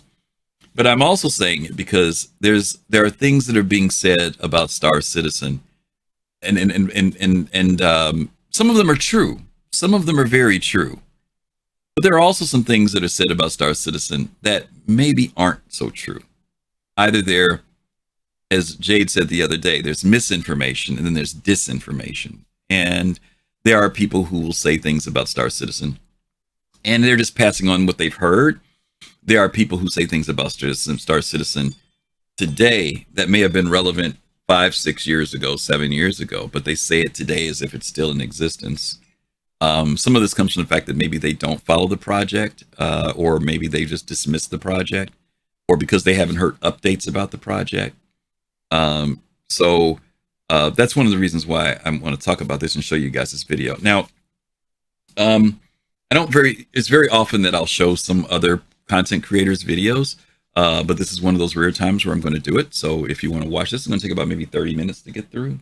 Hopefully, I might stop it in 20 minutes. We'll see how it goes. But I want you guys to see it. It's an excerpt from a group called the Side Scrollers, which I wasn't familiar with. You guys can thank Stunner for this. Stunner was the one who told me about this video. So if you want to blame someone for this topic, feel free to blame Stunner. But I finally got a chance to watch all of the video. And as I watched it, I was just taking in what was being said. And so what I want to do is show it to you. And then I want to get feedback from you guys. There are some things that are said here, in particular by what was his name is Razor Fist, where he's right about some things, and there's some things he says that aren't right. Yeah, I know, Prisoner. I saw DG. I got up this morning and saw that GG was talking about it, and I was like, okay, well, he beat me to it. So, in fact, they even referenced DG in the video, which is kind of interesting. But anyway, I'm only going to show an excerpt of this, and I want you guys to watch it. And then you can give me your feedback and thoughts on it. Now, the reason why I'm saying this is that I do have a concern in the future about this game of if people still don't have good information about the game with all that CIG puts out and all the information that's out there. And if they say that they play the game, I don't know how much this person plays the game, but if they play the game and yet they say some of these things and they're like sometimes like 100% off, sometimes they're 100% on, but then other times they're way off. You know, I wonder what when Star Citizen comes out, when Squadron comes out, what will be the public feeling, the sentiment about the game? You know, will advertising be enough to make people think differently about the game?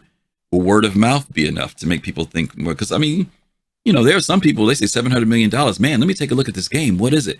Then there are other people who say $700 million. Oh my God, this must be a scam. You know, that thing can say something completely different. And so I'm wondering, what will people think if people, after all this time, are still saying things that people were saying back in 2005, which are not true? Mind you, there are some things they're saying that are true. I'm not taking anything away from that they say that might be true. But what's going to happen if the gamers, you know, don't educate themselves enough about this when it's all said and done? So let's watch the video, okay? Like I said, I've got somebody who's going to be here in about 10 minutes. I'm just going to open my door and let them in. But I want you guys to watch this and then we'll talk about it, okay? So here we go. I find a video from 5 years ago from you. Longer than that, I've been talking about it. Yes, absolutely. Well, that's my most recent one. From 5 years some ago. say still has that cup behind him. It's true. The Whataburger cup right there. Whataburger, baby. But this is about Star Citizen. And this article came out from IGN a few days ago. And it says, Star Citizen pushes through the $700 million raised mark. And no, there still isn't a release date here. Now, before we started the show, people saw the title. And some people are ridiculous Star Citizen stans. Like, they love this game. They will go to battle for this game. And they began. I had one. I had one of those fans after I recorded my first rant. The guy sounded like Arnold Schwarzenegger on codeine. He recorded a reply video. It was utterly retarded. And by the way, that was like 10 years ago. The guy was coping then. I think one of the exact things the guy said was, nobody complains about Cyberpunk 2077 not being released yet because that one took a long time. It was like, really? No one complained? Wasn't Cyberpunk 2077 like one of the biggest? Like, seriously, wasn't it the biggest like Category 5 shitstorm in the history of gaming? Yes, actually, that didn't turn out very well either. So, how much worse is that going to be for Star Citizen exactly? But yeah, we'll go ahead and talk about it. Well, this is pretty interesting. And IGN breaks down its revenue very well in this article, broken down by the hour. It says so it's Cloud Imperium Games, and they're the developer behind the controversial Space Sim. Makes revenue publicly available on its website, which at the time this article's published, our publication showed Star Citizen at the $701,186,615 mark. Right. CIG calls the money funds raised. Now, well, and that is telling actually, because in the video that you just showed that I had recorded like 5 years ago, I think they were just rounding the corner on 600 million or something. So it's taken them a while to get from 600 to 700. They've slowed down, and significantly. Which tells me they're probably subsisting on whales. As I pointed out, I think in that video, Chris Roberts, who's the guy who's running the whole show, he had actually secured like 2 big investors, which was something that he said he was crowdfunding in order to avoid. Then he goes out and hunts down 2 big investors to work. So that might also be a factor. But like they have slowed way, way, way down on the fundraising. As crazy as that number is, the game's been in development like 12 years or something. As it says right here, yeah, over the 12 years since its crowdfunding began. I mean, think about how much the world has changed in 12 years. And let's also put that in another verbiage. In the last decade and 2 years since development began, 12 years, over a decade. So in 2012, what were you doing in 2012, Razor? Like, Blabs, you were what? Right. I was in 10th grade. Right. Well, right. and that was when it was revealed. They apparently did like a whole preamble development before that, like 2009, 2010. Seriously, when this game started develop, well, actually, put it this way: kids who were born the year Star Citizen began development are now freshmen or sophomores in high school. Jeez. That kind of puts it all in perspective. All right, so they're approaching Star Citizen Alpha 4, right? But this is all building up to Star Citizen 1.0, which Roberts, the CIG chief, the chief over at that, says, which Roberts says is what we consider the feature and content set to represent, quote, commercial release. However, there's still no release date or even a release window for Star Citizen 1.0. CIG will share a roadmap later this year, he has said. So that's not true. They announced the release date was holiday of 2015, which I'm sure we'll be passing any day now. Wait for it. But you always get they've always got some kind of reason why it hasn't come out, and like fair enough, games are done when they're done. But you know they've announced several release dates and didn't meet them, and there's kind of 2 games being released at once. There's the appropriately named PU, Persistent Universe, and there is Squadron 42. Squadron 42 is the single player game. Squadron 42 is what I wanted. I didn't even care about the multiplayer crap. Squadron 42 is just Wing Commander. That's what it is. I love Wing Commander. I've always loved that series. It's basically just a new Wing Commander game. It even has Mark Hamill in it. So it's just a classic Wing Commander game. Yeah, and that's the one people have been saying like, oh, that'll come out first. And it's like apparently they've shifted members of that development over to the Persistent Universe module, which was supposed to be taken at a good sign, or as a good sign rather. But that was like over a year ago, and we haven't heard anything since. So I don't know if the plan at this point is we'll only release Squadron 42 when the Persistent Universe version of Star Citizen, the massively multiplayer online Star Citizen, is actually available, and try and really blow people away. Maybe that's the thought process. I really don't know. But from launch modules to complete version upgrades to the Great White Rhinoceros known as Squadron 42, about the only thing over the course of this 12-year development cycle that Star Citizen has never failed to deliver is excuses. It's over and over and over again. They miss a date, excuse. Miss a date, excuse. And it got to the point where they had to implement a roadmap. I mean, process this for a beat. It was almost a decade before they even had a development roadmap available for people to look at. So they could have been doing anything in that time. I really want to push this home. Like if you go to their website, and this is just crazy to see, right? They have their website. You can break down their funding per hour, broken down per day, per hour. Here we go. This is in the last day, by the way. So in the last day, broken down per hour, at its height, it made $15,000 an hour. Right. At its lowest, it made less than just about $7,000 an hour. Yeah. Okay. So this is continuing on. Now, if you go back, if you continue to scroll down, and you see there, those spikes correspond with major announcements, right? I wonder every time I see a Star Citizen announcement, the first thing that comes to mind is that true, or are they just trying to get the game out there again so they get more donations?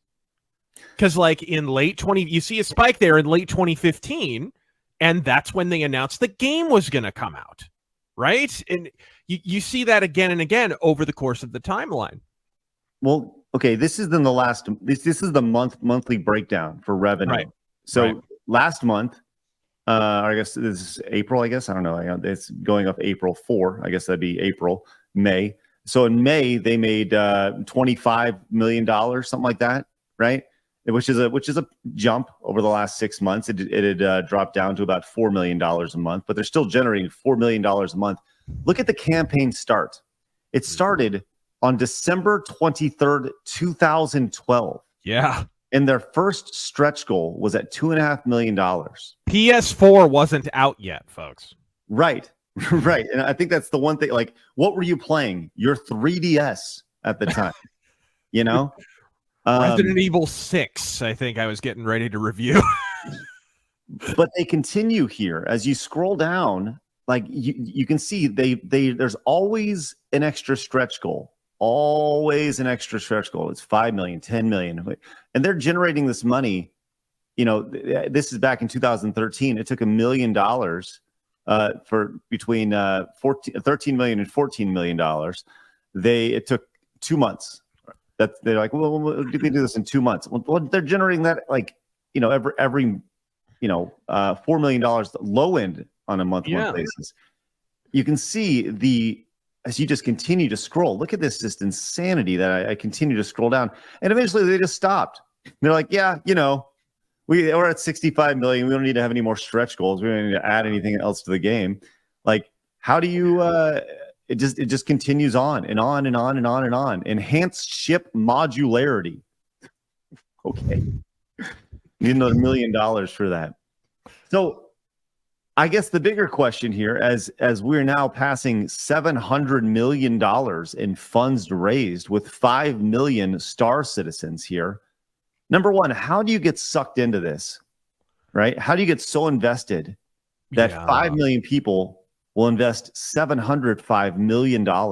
You know, if you really want to make the Star Citizen fanboys heads explode, rather, there's a guy you should have on as a guest. He's also a video game developer, and that's Derek Smart. It'll make them furious because he's made similar games to Wing Commander, whatever. He has a little bit of a rivalry with Chris Roberts, but he's also one of the few people who was kind of reporting beat by beat what was going on early on in the development here, and he's kind of a meme in Star Citizen circles. But boy, that would be an interesting meeting, personally. But yeah, it just seems like they didn't. I mean, put it this way: they changed engines completely. When was that? 2015, 16? They changed to the Amazon. Whatever the Amazon video game engine is, they changed the game's engine completely. It's just wild when you start looking into this stuff. I think they've subsisted largely on whale donors, what are called whales. It's people who have a lot of disposable income, and fair enough. I'm not going to, far be it from me to judge that. I don't think those people are stupid. They see some promise in the game. You know, more power to you as far as I'm concerned. But man, this is a long time to be developing a game. The most pertinent detail, though, was the one I pointed out, was how slowly they moved from 600 million to 700 million. There was a big deal made of them passing 600 million. Them getting to 700 million, it has actually slowed down, which I find slightly surprising. Well, I think the bigger thing here is look, you know, the word scam is thrown around. We use scam in the title today, right? I would just have a hard time wrapping my head around anything generating $100 million, right? And not having a product, a fully flushed out product, and people not being upset about it. Let alone you can play Star Citizen. It's still in a largely unpresentable state. It's wild. Like, I got an RTX 4090 in my computer. It doesn't run very well. still, and it's notorious for this, even having a high end PC. Thanks, Hook. It's I appreciate you not the best being here, bro. optimized game. Take care. There's clearly a lot of like junk code or something. It's just not a very well optimized game. Every time I've played Star Citizen, it's just chugged and had performance issues. It's not a smooth experience at all. But everyone focuses on the release date, and for good reason. Like, by the time Star Citizen releases, we'll all have our Star Citizenship. Like, we'll be playing it from a spaceship. I think, you know, put it this way: John Travolta will come out before Star Citizen. I think that it's just from the outside looking in, this does not seem above board. That's all. I think that's the biggest thing. I don't know how anybody can, and maybe it's I don't know enough about this, right? But I don't understand how you can have $700 million of anything. Like, you can say, hey, look at this. We're very transparent with the revenue that's our funding stats, right? But what is that? Now they are. Now they are. They didn't used to be. They would rattle off the number every year or 2 years or whatever, but they were remarkably opaque about the development for a long, like, they hired the lead designer on a game that I loved. It was a fan-made game, MechWarrior Living Legends. It was, this guy was pissed off at MechWarrior Online. Basically, it was kind of disappointing, and so he made this fan mod that was a proper MechWarrior game.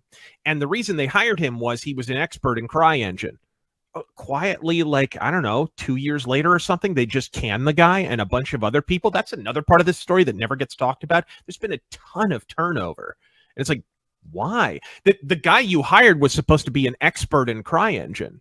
So what happened there? And I think shortly thereafter, they wound up changing engines. It's based on CryEngine. Somebody in the chat mentioned that the Amazon engine or whatever is based on CryEngine, which is, all, by the way, notorious for having problems. I'm a huge fan of Hunt Showdown. That's based on CryEngine. It's from Crytek, for crying out loud. The guys who made the engine made the game, and they're having to upgrade the engine now because it has so many problems. So anyway. Well, I think that those are like, you see a lot of people who are really into this game, right? Hey, awesome, love it, right? I'll play it when I am too. I am a huge fan of Chris Roberts. That's the weird position that I find myself in. Like, I'm glad that he's getting a chance to make his game, but it feels like this could have been handled differently. I think what everyone expected was Squadron 42. If that's your single player game, then that would come up, and when that came out, that would like raise enough hype that you would probably have gotten a bunch of donations, and then you could have finished the massively multiplayer, pie in the sky Star Citizen thing. And I think it may have even been intimated by Cloud Imperium Games. That's the developers of the games, for the record. At some point that was the plan for the release, to have it kind of staggered that way. Squadron 42 first, then Persistent Universe. At some point, they got completely opaque on that subject, and now we kind of don't know which is coming first or if they're coming all at once. But we do know that they've raised $700 million. They make sure to point that out. Right. And I go back to, like, where's that money going, right? How is that money being spent? They're saying, oh, it's development. Okay, cool. But, like, I mean, I think that's the bigger question. How many games in gaming history have generated $700 million, period? Like, total.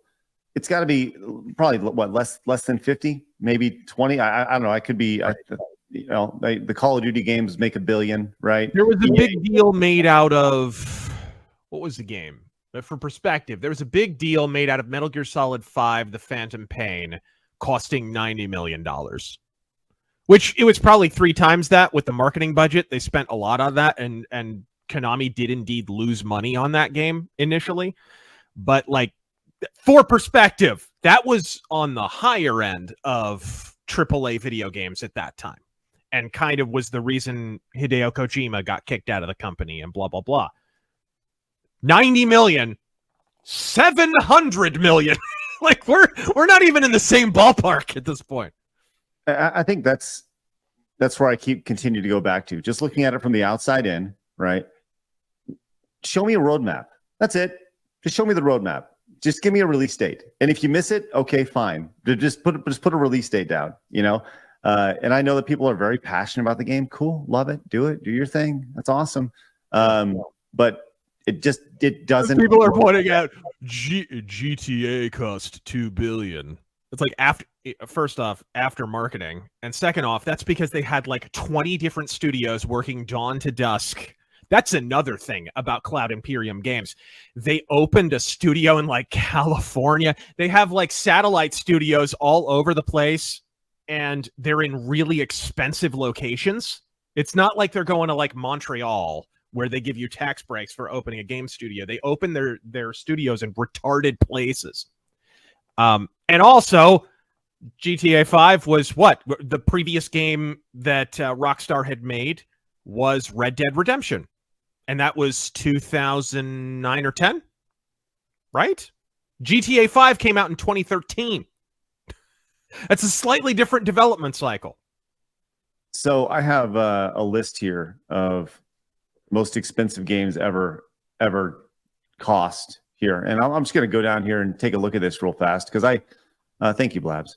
This is from Wikipedia over here, by the way. Let's go check this out. This is Genshin Impact. Apparently, cost 700. I don't even know what this game. You know how that game could do that. Star Citizen #2, the second highest development cost in history. I don't know where. How did Genshin Go wind up costing that much? Yeah, I don't know. Monopoly Go. I don't know. There's got to be something going on here. Cyberpunk, Call of Duty. I don't see GTA on here. Maybe I'm missing $2 billion of development costs. There's GTA 4, $100 million. Mm-hmm. So you know, this is a. Oh come on! Would Star Citizen fans lie? I don't know, Razor. I don't know, but you know they certainly are passionate about it, man. They're passionate about it. Well, let's get don't forget about that great big shindig that they spent backer money throwing in Germany or whatever. They had this great big convention that had this really elaborate set and whatever, and it was basically intended to it was like a big celebration. They also are kind of famous for their weird indulgent stuff that they have at their studios. Like they have like an automatic space door at their studio that you see in some of their videos. And you're just like, is this the kind of stuff you should be spending money on when you haven't delivered a game in 12 years? Wow. You know, but if you have $700 million rolling in, why not? Right? Why not have space doors? You know, why not? Jeez. It's good work if you can get it. Yeah, right. Tell you what, it's funny to kind of see the response. Like I said, people are so mad. People get so mad about Star Citizen, and it's funny if you look on YouTube and just search Star Citizen, the first things you find are Star Citizen scam. Star Citizen is the biggest scam in history, and it's like those who are in it, they are in it, man. They care. They care, but to everyone looking on the outside, it's like, I don't know, man. I don't know. $700 million. Don't have a game yet. Just saying. Just throwing it out there. So, all right. Hey, John came in. When I released my first Star Citizen video, I think they were still a hop, skip, and a jump away from 100 million. Just for perspective. That's a long time ago, gang. Yeah, that is nuts. 700 million. Blaz, welcome back. Hi. How about you read off some super chats for us as we look at this wonderful support? All right. Well, you had one from Jono. We'll just read that one real fast. Jono says, I think a saving grace that Star Citizen has is that full access to the game costs around $30 to $35. The core of the scam comes from the ships and their costs. Yeah, I talked about those in my videos, and this is sort of infamous. People, it's not really fair to say this because they do build some of the ships, although I don't think they've delivered all of them. But the meme online is they're selling you a JPEG. They'll have a full marketing campaign. Cloud Imperium Games, the one thing I will agree is scummy is Cloud Imperium Games were making like full high quality CGI trailers as if they were from a real spaceship manufacturing company of new spaceships that they were going to sell. And gang, they're spending that money for a reason. It's because people are buying the ships and buying them for prohibitive prices. And some of the prices on these ships were pretty clown shoes. They were retarded. I don't have the numbers offhand. I talked about them in my videos. It's been years, but it was pretty high prices on some of this stuff. Umret says, Kim in says, when Chris Roberts started talking about making that game, Total Biscuit was still alive, for Christ's sake. He talked about it a lot, yeah, didn't he? Rest in peace. His wife is an X-rated actress. Okay, thank you. Here you go. Gamers Cafe. Okay. I'm a Star Citizen's backer, and I want to get to some of these. Instead of going to the top, I want to start at the I bottom. know, I was grabbing them. It's fine. Okay, go ahead, Blabs. Yeah, that's right. Gamers Cafe for Australian 5 says, I am a Star Citizen backer, and I'll literally come on now and debate Razor about this. He is getting so much wrong. Your funeral, precious. Damn, bro. All right. You wanna Razor? You wanna go crazy on Gamers Cafe? I would love to. I can't do it today because I have to be on Gorka's radio show in I don't know, 35-40 minutes. But okay, yeah, we'll be done before this that. is one of those episodes where I'm actually gonna have to split a little bit early. But let me stop for a second. I think you're asking a good question. Who was that who asked that? Kristen, you asked, why are we promoting this channel? I'm not promoting the channel, first off. They're a streamer's channel. There's dozens, if not hundreds of people out here who are gamers who do this. Maybe you weren't here when I started this out. I said, the reason why I'm showing this video is because we need to be aware of the information and misinformation that is out there and why it exists. It's one thing, with all the information that CIG has out there, and I'm sure you guys are doing just like I have, you're almost making a mental list of all the things here that are being said that are right and how many of those things are wrong, right? I'm not telling you go to their website and look at this. I'm doing this one view for you guys to look at. And please understand, people often ask me, well, Griff, why do you watch the different people? Because in order for me to be informed and to share information with the community, it would be wrong for me to only listen to all the positive stuff. I have to listen to the crazy stuff, the fun stuff. I go read Reddit Refundians. I don't tell you guys to go read the Star Citizen Refundians, but I do just as much as I watch the good stuff too. But I'm showing it just so you'll know, Kristen, and I appreciate you asking, so that you guys will know what's being said and how off, even after all these years, a lot of stuff. I mean, this person brought up Derek Smart. Derek Smart stopped talking about Star Citizen. He doesn't even talk about it anymore because he's seen the progress and he made predictions of things that were, if they'll never make this much money, they'll never get this done. And as each one of those things got knocked down, Derek got quiet, evoking the spirit of Derek Smart. Derek hasn't posted about Star Citizen in probably 5 years, maybe 4 or 5 years. So again, this is just an excerpt. It's not the whole show. I just want you guys to see it. And then, of course, I would love for you guys to come in and talk to me about it. But I just want you to know, I don't want this to be like I know it feels like I'm highlighting it, but I'm wanting to do it more of an awareness thing. Okay, just so you guys will know why we're looking at this right now. It's only a couple more minutes anyway, and then I'm going to wrap it up, okay? Here we go. Okay, hey, Gamers Cafe. Send me an email. Let's set this up. Maybe on a Tuesday coming up, we can have you and Razor come on, and we can debate Star Citizen. That'd be fun. I'll get a little bit more educated on and as far as being the mediator to that. Why not? Let's do it. Anyway, Sunny of Strike member for 6 months. If you want to hear from Star Citizen Defender side, DG360 or Space Tomato. Oh, it's an entire genre on YouTube. I call it the cope genre. It's like the problem with the Star Citizen Defense Force is you've all had previous statements that you said were going to happen and then didn't, right? You were defending them not having a roadmap. Then they put out a roadmap and you said, well, see? It's like, no, wait, you just spent the last 7 years defending the fact that they didn't have a roadmap. So admit that you were full of shit the first time. Then we can progress on to the next talking point. You know what I mean? This is the problem, kind of. It's always a moving goalpost. Vinny says, I've dropped close to $5,000 in a C, and I'm horrified at the state of the game after almost $1 billion in funding. If you question things, you get disappeared off their social platform. Wow. Well, Vinny, I'm sorry that that's happened to you. With that said, if you'd like to drop $5,000 on us, we would really appreciate that. I'll draw a picture of a spaceship. How about that? Right now, I will finish the spaceship that I haven't started right here. I will draw it for you, Vinny, right now. And he'll sign it too. No. Yeah. Razor had an excuse lined up so he could bail. And just to make the illusion really, really convincing, I went ahead and told Sebastian Gorka, mentally, by the way, to go air his radio show immediately after we go off the air. Blow it out your ass. Ooh, feisty. No, it was really elaborate, you fucking retard. I'm a Vulcan. We actually communicated telepathically. How do you clench your own ass without decapitating yourself? Love retards. Fucking Star Citizen. They ought to be. These fanboys ought to be purged. Jesus, face the wall. Wow. I think that's a bit extreme, bro. I'm just saying. That's a bit much. Fucking the dude claimed that I had set up an excuse that incidentally is going to go on the air in 45 minutes. That you didn't, but an excuse for something that you didn't know was going to be suggested. Right.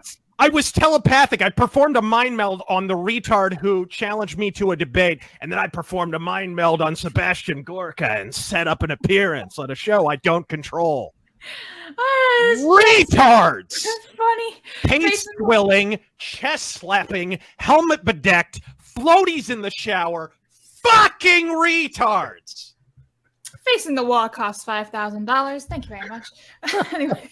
God damn. Anyway, Captain Spire says, long since the glory days of Wing Commander and how that game got into my first 386 and 4 MB of RAM. What I wouldn't give for a Wing Commander MMO, the release of Privateer 3, and Erase the movie. There you go. Mamma mia. Floaties in the shower. I'm sorry. Anyway, OP Productions says Star Citizen is the Scientology of video games. That's funny. Wow. Anyway, as the Gala says, I'm having trouble finding. In 2024, the industry went downhill since Max Hardcore's arrest. At least. Okay, I'm gonna stop it here because I don't want you guys to get triggered. I'm reading some of the funny stuff you guys are saying in here. Mansell says too late.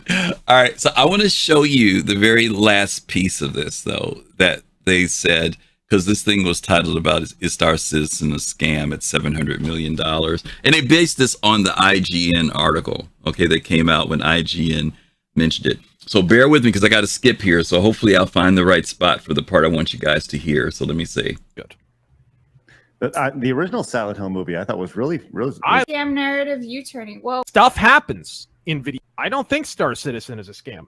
I've never Unreal World. Good. Behold, you will witness the worldwide phenomenon live on Side Scrollers. Listen, we're not doing any Cleveland Steamers here, ever. James says, how many of the 5,248,956 are still breathing? Half. Kilvilt of Personality says, is there any saving the SH2 remake, or is it dead on arrival? Silent Hill 2. Yeah, the Silent Hill 2. Have you been seeing that, Razor? All the changes they made to that? Oh my god. I feel so bad because Bloober Team cool. He's coming back to make a sequel. I'm trying to speed it up here, gang. Nathan says, to clarify, Unreal World is a student game that the dev is just never stopped working on. He only released the game on Steam due to the fan demand, and it continues to add new updates to the game. All right, so I mean, it is technically speaking on development, but wouldn't you just call it live service then? Because it's constantly being updated? The first live service game. I'm gonna find that Unreal World. Let me go do a little digging here. Keep on going, Blabs. Okay. Douglas says Duke Nukem has the same delay issue. Right, Duke Nukem Forever. Back in the day, man. That was rough. Nastrane for 20 British pounds says, I always wonder why people are so fixated on labeling the game as a scam. The project is ongoing. It's slow, but being delivered still. If when it launches and can be played, do any of you see the scam narrative U-turning? Well, when you say if it launches, I mean, like, that kind of is a question itself. So Well, I mean, look, I've never called it a scam. Hey, this is the part I want Go you to through hear. Any of my videos, I've never even used the word scam. I haven't used the word scam today. I don't think Star Citizen is a scam. I think we've seen examples of this without the crowdfunding aspect from AAA studios, even with games that just take a long time because they have to change engine. Or we mentioned Cyberpunk 2077. They had to rebuild that game at least once, maybe twice. We learned that from the employee reviews of the company on Glassdoor, right? Stuff happens in video game development. I don't, for the record, and I've gone on record saying I don't think Star Citizen is a scam. I just think it got a little bit mismanaged early on. I think they underestimated, to a degree, the level of work that would be required to make something like this. I mean, big MMO, persistent universe, space game, totally understandable. I don't think it's a scam, personally. I just think it's been a mismanaged video game project. Well, I put the title up today. I made the thumbnail. So if you're gonna be mad, you call it a scam? Yeah, I did. Sure did. I did. No wonder people are cranky. I didn't know. Listen, I'm gonna tell you this right now. It's always Craig's fault. You have $700 million. At a certain point, you can throw money at your problem. I don't care how long your development cycle is. You can throw money at your problem and make it happen. I'm sorry. It means you're not hired. You haven't hired enough people. The people you've hired aren't good enough, right? You can throw money at your problem. It's $700 million. I'm sorry. That's the reality of it. No game should take 12 years of development time and cost $700 million. So yeah, it is a scam. I'll say it. I'll say it. Listen, Razor's not saying it. I'll say it. It doesn't make any sense. 0 cents. Show me a $700 anything that doesn't have a product. That's ridiculous. That's just me. You can play the game though. You can play. They've got an installer. And I've played it, such as it is. Right. It's not the game that's been promised yet, but it could be one day, which I think is one of the things that takes these big whale donors in. Right. So here's the thing: you're not playing the game. You're playing the alpha or the beta of a game. You're not playing the game. You're playing a version of the development of the game. So yeah, I mean, people are like, you're playing the game. No, you're not. You'll play the game when it's released. You know, that's like one of my big problems I had with Fortnite back in the day when they're like, well, it's just still in beta, and it was in beta for 4 years, and it's like finish the game. Finish the game. What has changed since they went from beta, in year 3 to launching in year 4 or whatever it was, alpha, whatever it was. I don't know. The whole thing just doesn't make sense. And let's keep going, Blabs. Okay. That's it. I really wanted you guys to hear the end because it was interesting that Razorcast, though he said some pretty interesting things at the end, he said, for the record, I've never said it's a scam. He talked about the fact that the game is playable, that he accesses it. But it was the other host who actually said he was the one who came up with the thumbnail for the video and that he felt it was a scam and he felt that $700 million, there should be a game. So I have a bunch of notes here of things. I'm sure you guys have some things too. But yeah, let me bring some folks in and we'll get a few of these thoughts in and we're going to wrap it up. So I appreciate you guys hanging in here. I know that was it took a lot of fortitude to sit in and hear some of the things that were being said. Some are true, some were true, and some wasn't. So anyway, Pops is here. Hey, Pops. Hey, Chris. Yes, sir. I mean, it this is a lot to go through. So I'm not gonna even attempt to touch on everything. Okay.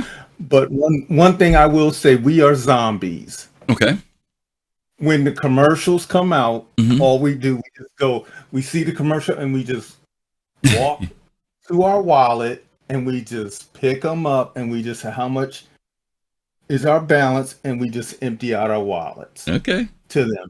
We don't know anything about the game. We don't know, we just invest in JPEGs. That's all we do. That's one of the main things that I see that this kind of came across, that we should be lined up and shot in the back of the head because we're, Well, that's if you consider yourself a fanboy. He said the fanboys, all you fanboys. Yeah. Okay, Pops.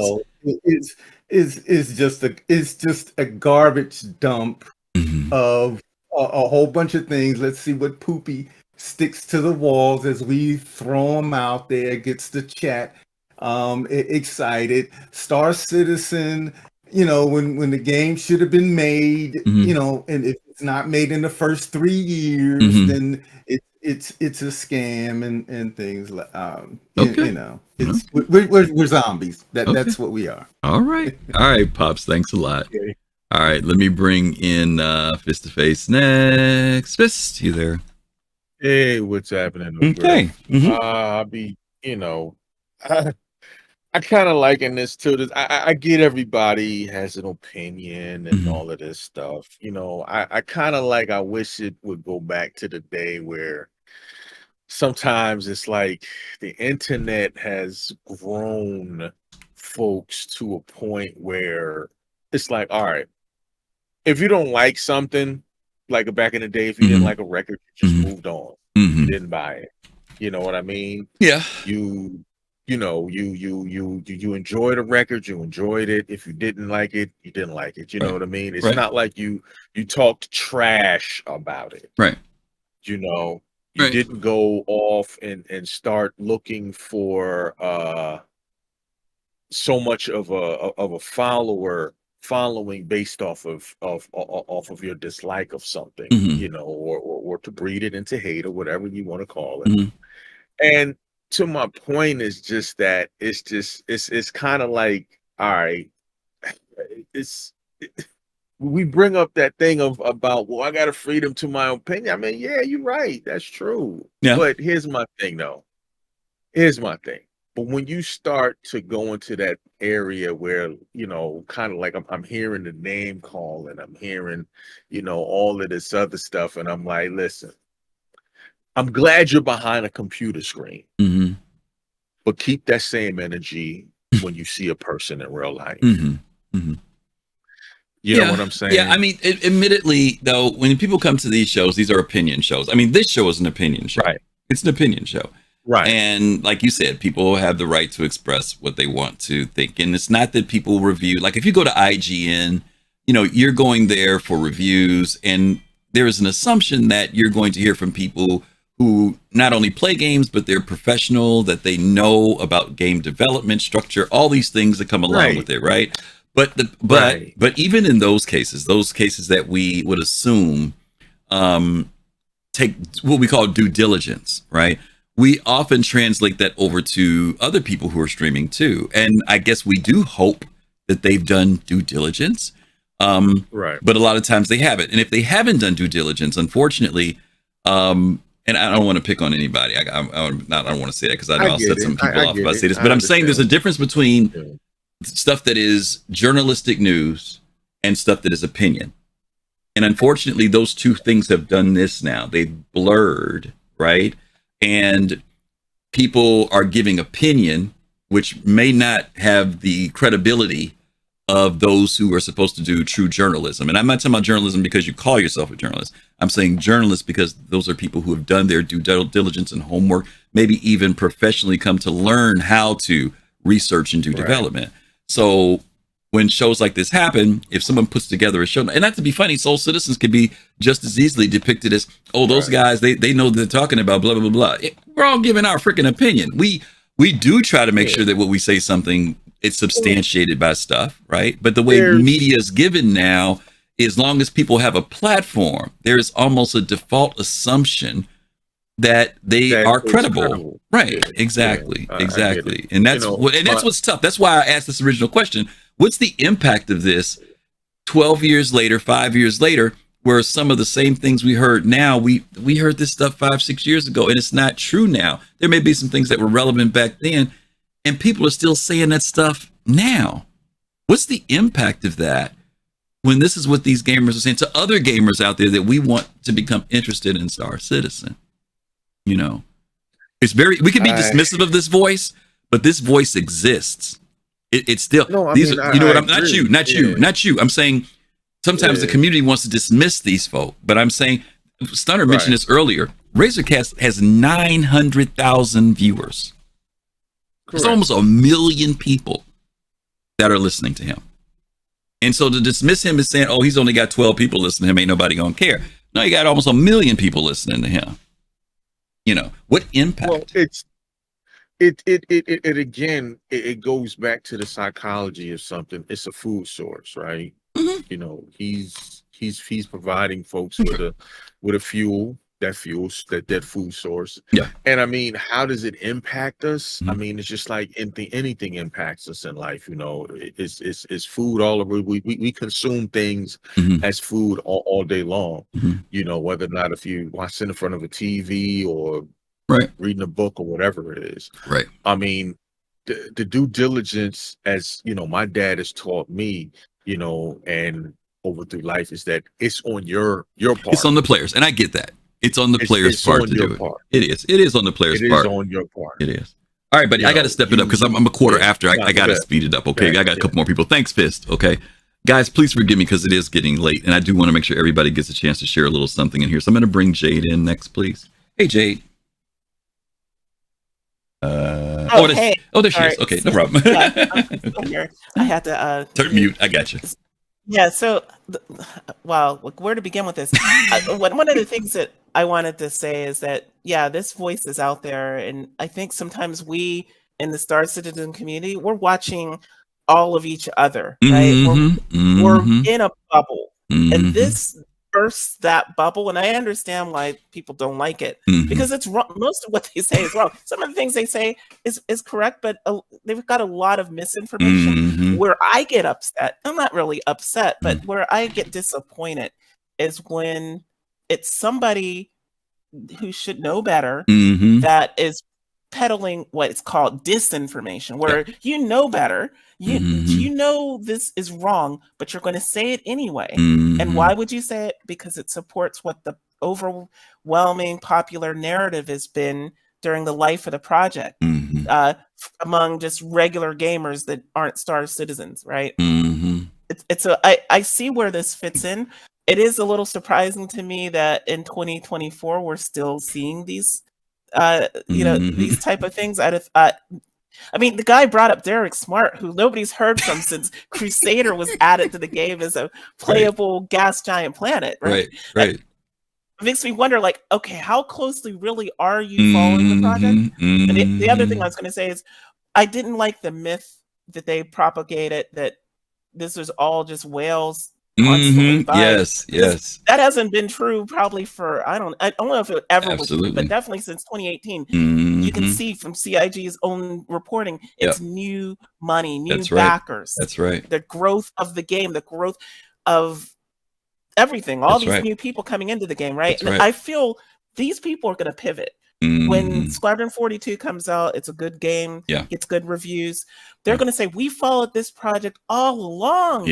We've been with this. Trust us, we're authorities because we've been following it. We are a little critical, but that was just because the game wasn't released. And to your point, I think Razorfist was smart enough as a streamer to say that. You noticed at the end, he made sure to say, not only did he say, I didn't label this show, he said, I've never said in any of my videos that it was a scam. It was the other guy who said that, right? Because Razorfist may realize, even though he's a backer, maybe his information is off. He's got to look to the future, right? He's got to be able to, like you said, he's that's what I'm saying. The other guy may not care, but I think Razorfist was very specific about saying, I've never said in my videos that Star Citizen was a scam. Even though, to someone said, I think Axis said it earlier, he implied some things in his dialogue, right? But he was making sure that don't connect me to the label of this video because I did not, I didn't write this label, you know. I just can't wait till these people discover Star Atlas. Oh God! Anyway, $1 million. I know. They're gonna finally leave Star Citizen. Maybe they will, Jade. I don't know if it's become the punching bag, but you gave some good insight. Thank you for stopping in. Okay. All right, let me bring in Sir Togi, then I'll bring in Zero and then Admiral. Hey, Togi. What up? There he is. What's up, man? So this is my thing with these whole people, right? Like this is where I'm going to harp on that this is CIG's problem. Mm-hmm. I didn't pay 12 grand to defend a game. Mm-hmm. The only people who have any chance of getting anybody like this to see things differently is them. Is them. Yeah. You know, like I don't care if they got some stuff wrong. Mm-hmm. You know, like if there was a game that I didn't like and I tried talking about it authoritatively, I would get a whole bunch of stuff wrong about it because I don't play the game because I don't like it. Right? So I'm not surprised that it's wrong. Yeah. And even if they were right, there's still plenty of negative things to talk about. Right. They could have done their research, and then you would have had stuff to legitimately talk about. Exactly. And we would actually have to sit here and have a real dialogue about it. Exactly. Yep. But at the end of the day, like, I don't see their opinion changing because they were wrong. Yeah. The only people who are ever going to get through to somebody like this is CIG, and they're going to have to deliver a product that's actually good. Do you think that if they do deliver the product, and I'm not going to take the pie in the sky attitude, let's just say that they deliver 80% of what they said they deliver. You know, a game that's playable, stable, people are coming to it, it's finally released and everything else. Do you think that, I'm not necessarily focusing on these people, but do you think that people will still be willing to give it that chance? Or do you think that both time, negative publicity, and everything else will still be something that people may not give consideration to the game? I think most people won't care. If it's a good game, they'll come. If it's a good game, and you know you can still get in for the normal price of a game, they're just not gonna care. Okay. Because most people who are gamers don't sit here and do what we do. They're not going to go on a podcast about video games and talk to other people about video games and build literal, you know, whole social groups and social lives around one particular video game. Okay. We are fanatics. Okay. Yeah. Okay. I'll buy that for $1. Okay. Future will tell, that's for sure. Thanks, Toby. Yeah. Appreciate you, brother. All right, let me bring in Zarin. Okay, Zarin, you there? Greetings, good sir. How are you today? I'm fine, my friend. You know, I would love to see these two jokers, you know, argue with a content creator like Paul Shelley or yourselves. They seem kind of uninformed. Some of their information's pretty far behind. That's my take today. Yeah. I appreciate you thinking that I know enough as Paul. Paul knows way more than I do. Paul, definitely. Yeah, again, that's why, again, this is their opinion. And I think that most of us who are watching this were kind of aghast a little bit at some of the things that were being said. Not because they were being said, but because some of it was either old news, right? Stuff that was from way back when. In fact, later on in the video, I didn't put this part in, but there's a part where he talks about Chris Roberts couldn't play his own game. And he goes back and pulls the video from like 2013 or 14 when Chris was trying to boot up the game and he was having problems with the boot up. But he implied it as if like that's the way it is now. Fortunately, when the guy pulls the video up, he says, "Oh, this was 8 years ago." And he says, "Oh, yeah, it was 8 years ago." But when he said it, it made it sound like as if Chris doesn't even know how to play the game that's being made right now, right? And so, I think Jade said it right. She said, "I don't get angry." She said, "I get disappointed that at this point, people are still getting the information wrong." Now, I will say this, though, to Togi's point, and I've said this before, it's not our job to defend CIG. CIG has plenty of faux pas and plenty of things that have just, you say, what in the world were you guys thinking? Whether it was marketing or whether it was something that Chris said or whatever, there's plenty of that to go around. And I think Togi's point is very good, where he says that, if people, I'm not expecting these people to be like a full journalistic, computer gaming magazine type level of journalism. But you do hope that people would do just a little bit of homework. I get frustrated by people who talk about Star Citizen who never played it. At least Razorfist has played the game. Now, I was a little thrown back when he said he got a 4090 and he can't play the game. I'm like, dude, well, there's something else going wrong with you, because I played the game on a 1070, a 2080, and I played the game. So I don't know what the issue is there. But it does bother me when people have these strong opinions on something that they didn't come in on a free fly. You know what I mean? Didn't watch their friends play. You know, that's what bothers me sometimes with commentary. I take it upon myself typically to answer all questions when I'm doing a live stream. I've helped at least 10 people start their Star Citizen journey over the last year and a half. And most of the people I've had are genuinely curious. They swore it was a scam, but having watched me played, they have changed their minds. So honestly, it's a lot of misinformation that people have to weed their way through, unfortunately. And it's sad. But at the same time, I like it when people who are newcomers genuinely want to know things. You know, like, what ship should I start out with? Or where should I set up shop? Which is the best hub right now in the game? Stuff like that. Yeah, absolutely, Zarin. Well, good that you're doing that. No, it's good that you're doing that. It's good that you're doing that to help people understand what the game is and the state of the game and why things are the way they are. That's a good thing to do. All right, bro, I'm going to bring in some more folks. Thank you much, okay? All righty, let me bring in Admiral Kusanagi, then Almost Over, then we'll bring Fast Cart, then we'll wrap it up. All right, Admiral. Good afternoon, everyone. Hey. Sound okay? Yeah, you sound great. Okay, all right, good. The one thing that got me like the most, and if you watched in chat, I kind of was like, was this before or after CitizenCon, last CitizenCon? Because I'm just confused because it's just like, did they not see Star Engine? Did they not see where they were with Squadron 42? Like, and it always gets me that they like, oh, well, Star Citizen this. They vaguely mentioned Squadron 42. He's like, I backed the game, or like I wanted to play Squadron 42 because of Wing.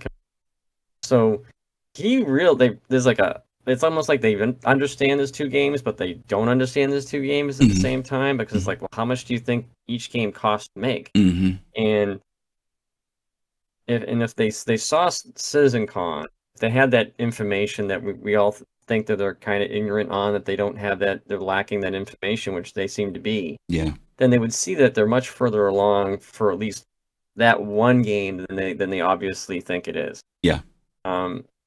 Maybe they'll get their minds blown away in October. So I don't know. But it is like, everybody who's been saying it is like, it's good to have more information, especially when you're looking at the game. I was talking to a coworker 2 weeks ago, and I was showing him a trailer, and I was like, oh yeah, it's super buggy, blah blah blah blah. Want to play a game that's 100%? Don't touch this. If you want to look at the most beautiful landscapes you've ever seen in a video game, then jump right on in.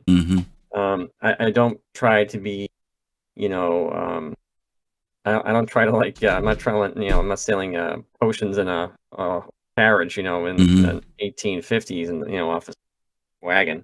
So I think everybody here who's supporting the game, and when they talk to people, they should just say, hey, this is the deal.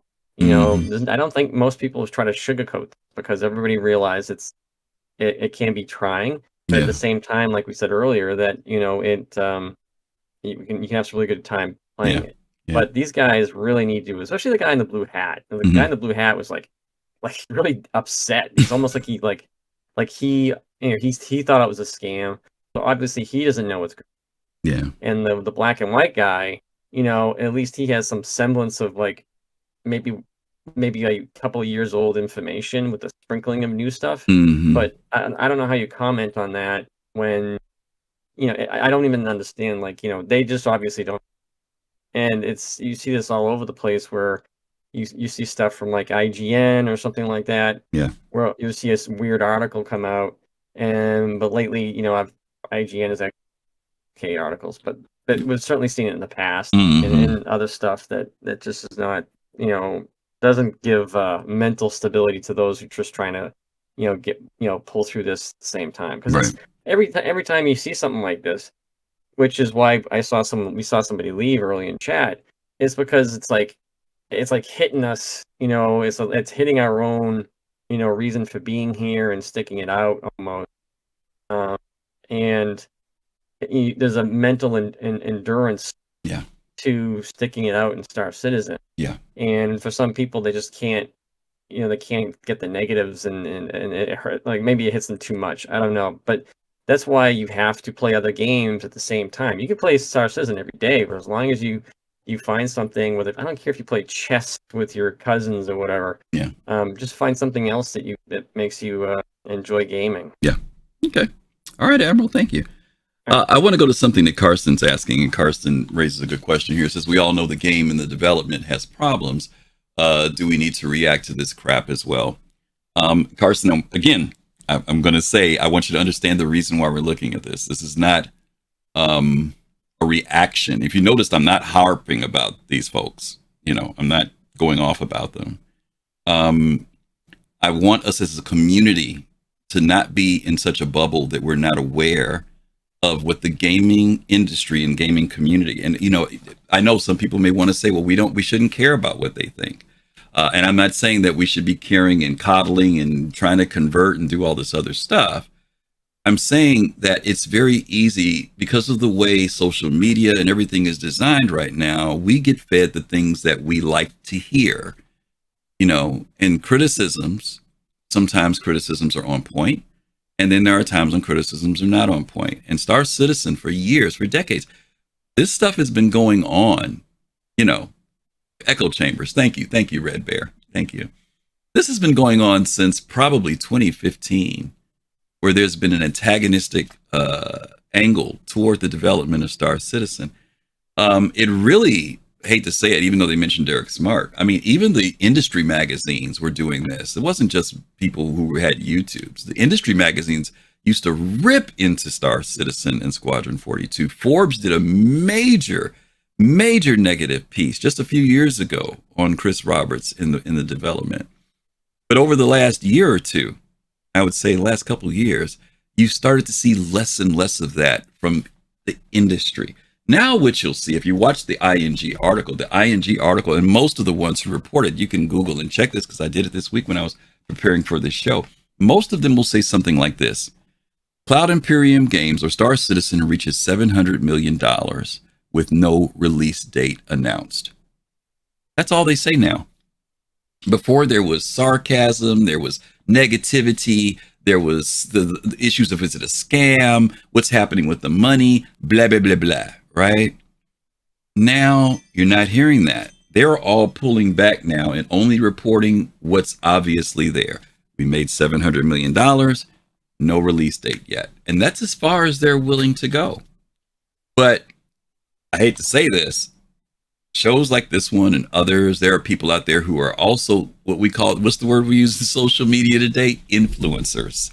And they are saying things out there. Now, again, I can understand if this wasn't a good thing. I hope this didn't trigger people. I'm not trying to do that. I'm just trying to say awareness of the fact that those of us who are living in utopia and excited and see all these dynamics going on, just understand that there's some other stuff out there. And I could go deeper into, is some of that deliberate? Are there people in the industry who don't want Star Citizen to succeed? Do they want to make sure that there's a certain negative cloud put over this game so that the idea of crowdfunding and making games better also becomes negative? That could be a whole nother dynamic and a whole nother show. That's why I'm sharing this with you, so that you'll understand it's about business. Yeah, we could talk about it's about gaming, but understand there's a business going on. And there are people out here who are paid and given money to do certain things, whether you know that or not. Hopefully you do. Hopefully we're not that naive not to know that. But that's another reality out there when it comes to this game. And some people, Fist and Pops told us when they came to the game, they weren't going to come to the game because of stuff like this. Because they were watching videos like this, that they didn't want to deal with Star Citizen at all. It's a reality that exists out there. And all I'm doing is making sure that we don't get in our bubble so much that we don't realize that there's two sides still, even to this day, with everything that's out there, with all the information. There's still two sides to this whole thing. I know I'm talking too much. Let me get through this and get fast cart. I'm going to wrap it up for the day. So almost. How are you, my friend? Hey, buddy. Hey. So I want to say that, and this is a very old saying that I think a lot of people I wish understood a bit better. Mm-hmm. You combat ignorance with education. Mm-hmm. You know, I was watching, I haven't seen the video, so when I was watching, I was looking for valid criticisms. Mm-hmm. I didn't really find criticism. I found a lot of hate, and they just kept saying the same metrics over and over. Mm-hmm. So then it's like, oh, it's one of these shows where they just keep spewing their little circle of misinformation, and they clearly aren't educating themselves. I mean, I know they're typing in stuff and pulling up slides to bring up on their stream, and they had their narrative chosen. Because if they would have typed stuff in and it pops up on Google, you definitely can see the trends changing.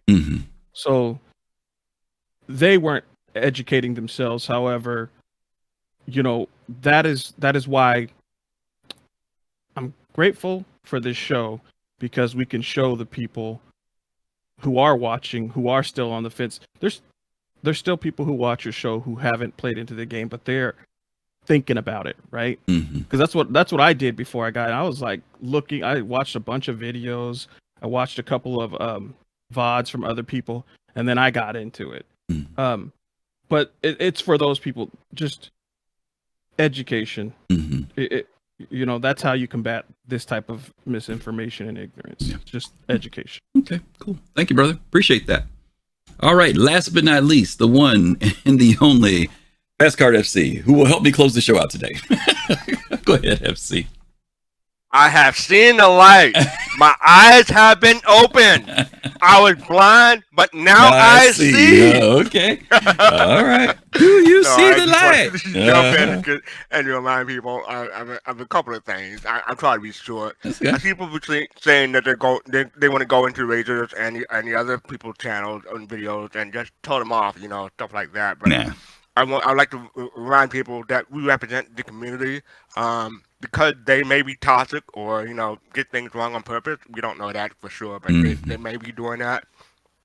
Doesn't mean that we should, you know, be the same in return. Right. Because, you know, Asmongold has said that he won't cover Star Citizen anymore because of the negative response from the Star Citizen fans. Yep. And that's unfortunate because he had a big channel and it would have been nice to have him in our corner. And you know what else is you know what else is unfortunate? When Asmongold watched the I can't remember if it was the Squadron trailer or the Star Engine trailer. Right. Someone in his community asked him, "Are you going to play the game?" And his answer was, "Sure, I'll play the game." He said, "If it's a good game, what do I care about all this other crazy stuff?" That was his response, right? Right. So sometimes, to your point, you know, we have to be careful. You know, that again, I think Togi said it earlier, you know, we don't have to defend Star Citizen. We said this when we came back from CitizenCon last year, that Chris didn't give a big speech about what they were doing like he normally did. He let the work speak for what it was. And when he showed those videos, it shut a lot of folks up. And Togi just said that earlier. It's going to be when the game comes out that will be the determining factor of what people think about Star Citizen. This journey side, there are people who are starting to formulate ideas, but the real thing is going to be, will the game deliver? And if the game delivers, then it's going to be on the players to decide whether or not it was worth it all when it's all said and done, you know? And like Almost Over said, it's not our job to, you know, try to be in CIG's corner, and you know, he's right about that. You're both right. But if folks decide to take it upon themselves, please be civil and don't insult, you know, don't be toxic. Just be, you know, try to get facts. Yeah. I know that we can get triggered, right? I mean, as a community, you know, I joke around with a couple other people. There's a close circle of people in the community that I send some videos to, but I send it to them because I know they can handle it. And we joke and we rant and we rave about it, you know, because we just see this person's just so over the top. And at the same time, this person says, "Oh, and by the way, here's my referral code." If you want to follow me while I play this, you know, which is just seems so You know, are you kidding me? You ripped on the game, then you say, here's my referral code for Star Citizen. You know, it's a funny thing. But again, I think almost said the thing too about being educated, being aware. And again, if this isn't for you guys, I get it. I know it gets to be frustrating to hear all the naysaying sometime about Star Citizen, especially for those of us who've been around for a while. It's kind of like, really, guys, y'all still saying the same old stuff from 2015 and 2016? The answer is yes. They are still saying some of those things. There were a couple things in here though that were some tough shots though, Fast Card. I want to go over a couple of them with you. One was when they talked about Chris hunted down 2 investors. You remember that part at the beginning? Yeah, hunted down was a word. I'm like, hunted down, really? Yeah, hunted down 2 investors. These were 2 investors that came, and we talked about them last week on our revenue show. Right, the Culver family, Calders, who said that they wanted to support and with the project, but their money is allocated toward marketing. It's not allocated toward development. So that was a mistake that was put in there. The statement that I think you were saying this earlier when you said, didn't they see what was going on recently? He said, we haven't heard anything about Squadron 42. And we just heard that in October, the update on Squadron 42. They send out a newsletter monthly. Yeah. You posted information in the chat earlier about that the funding had slowed down getting from 600 million to 700 million. And you put in, how long did you say it took for them to get there? 10 months. 10 months. That was less than 10 months. That was less than a year. That was fast. $100 million in less than a year. It took them years to get to the first 100 million. Let's see. The studios being in bad locations. They should have a studio in Montreal. Yeah. The one that got me was like they put on a big convention. Wait. That's next. Wait. That's coming up. That's coming up. Stay on this one with me. Okay. They got a studio. Austin is a studio city for gaming. Montreal is there for gaming. He mentions about LA, but we talked about this I think just the other day.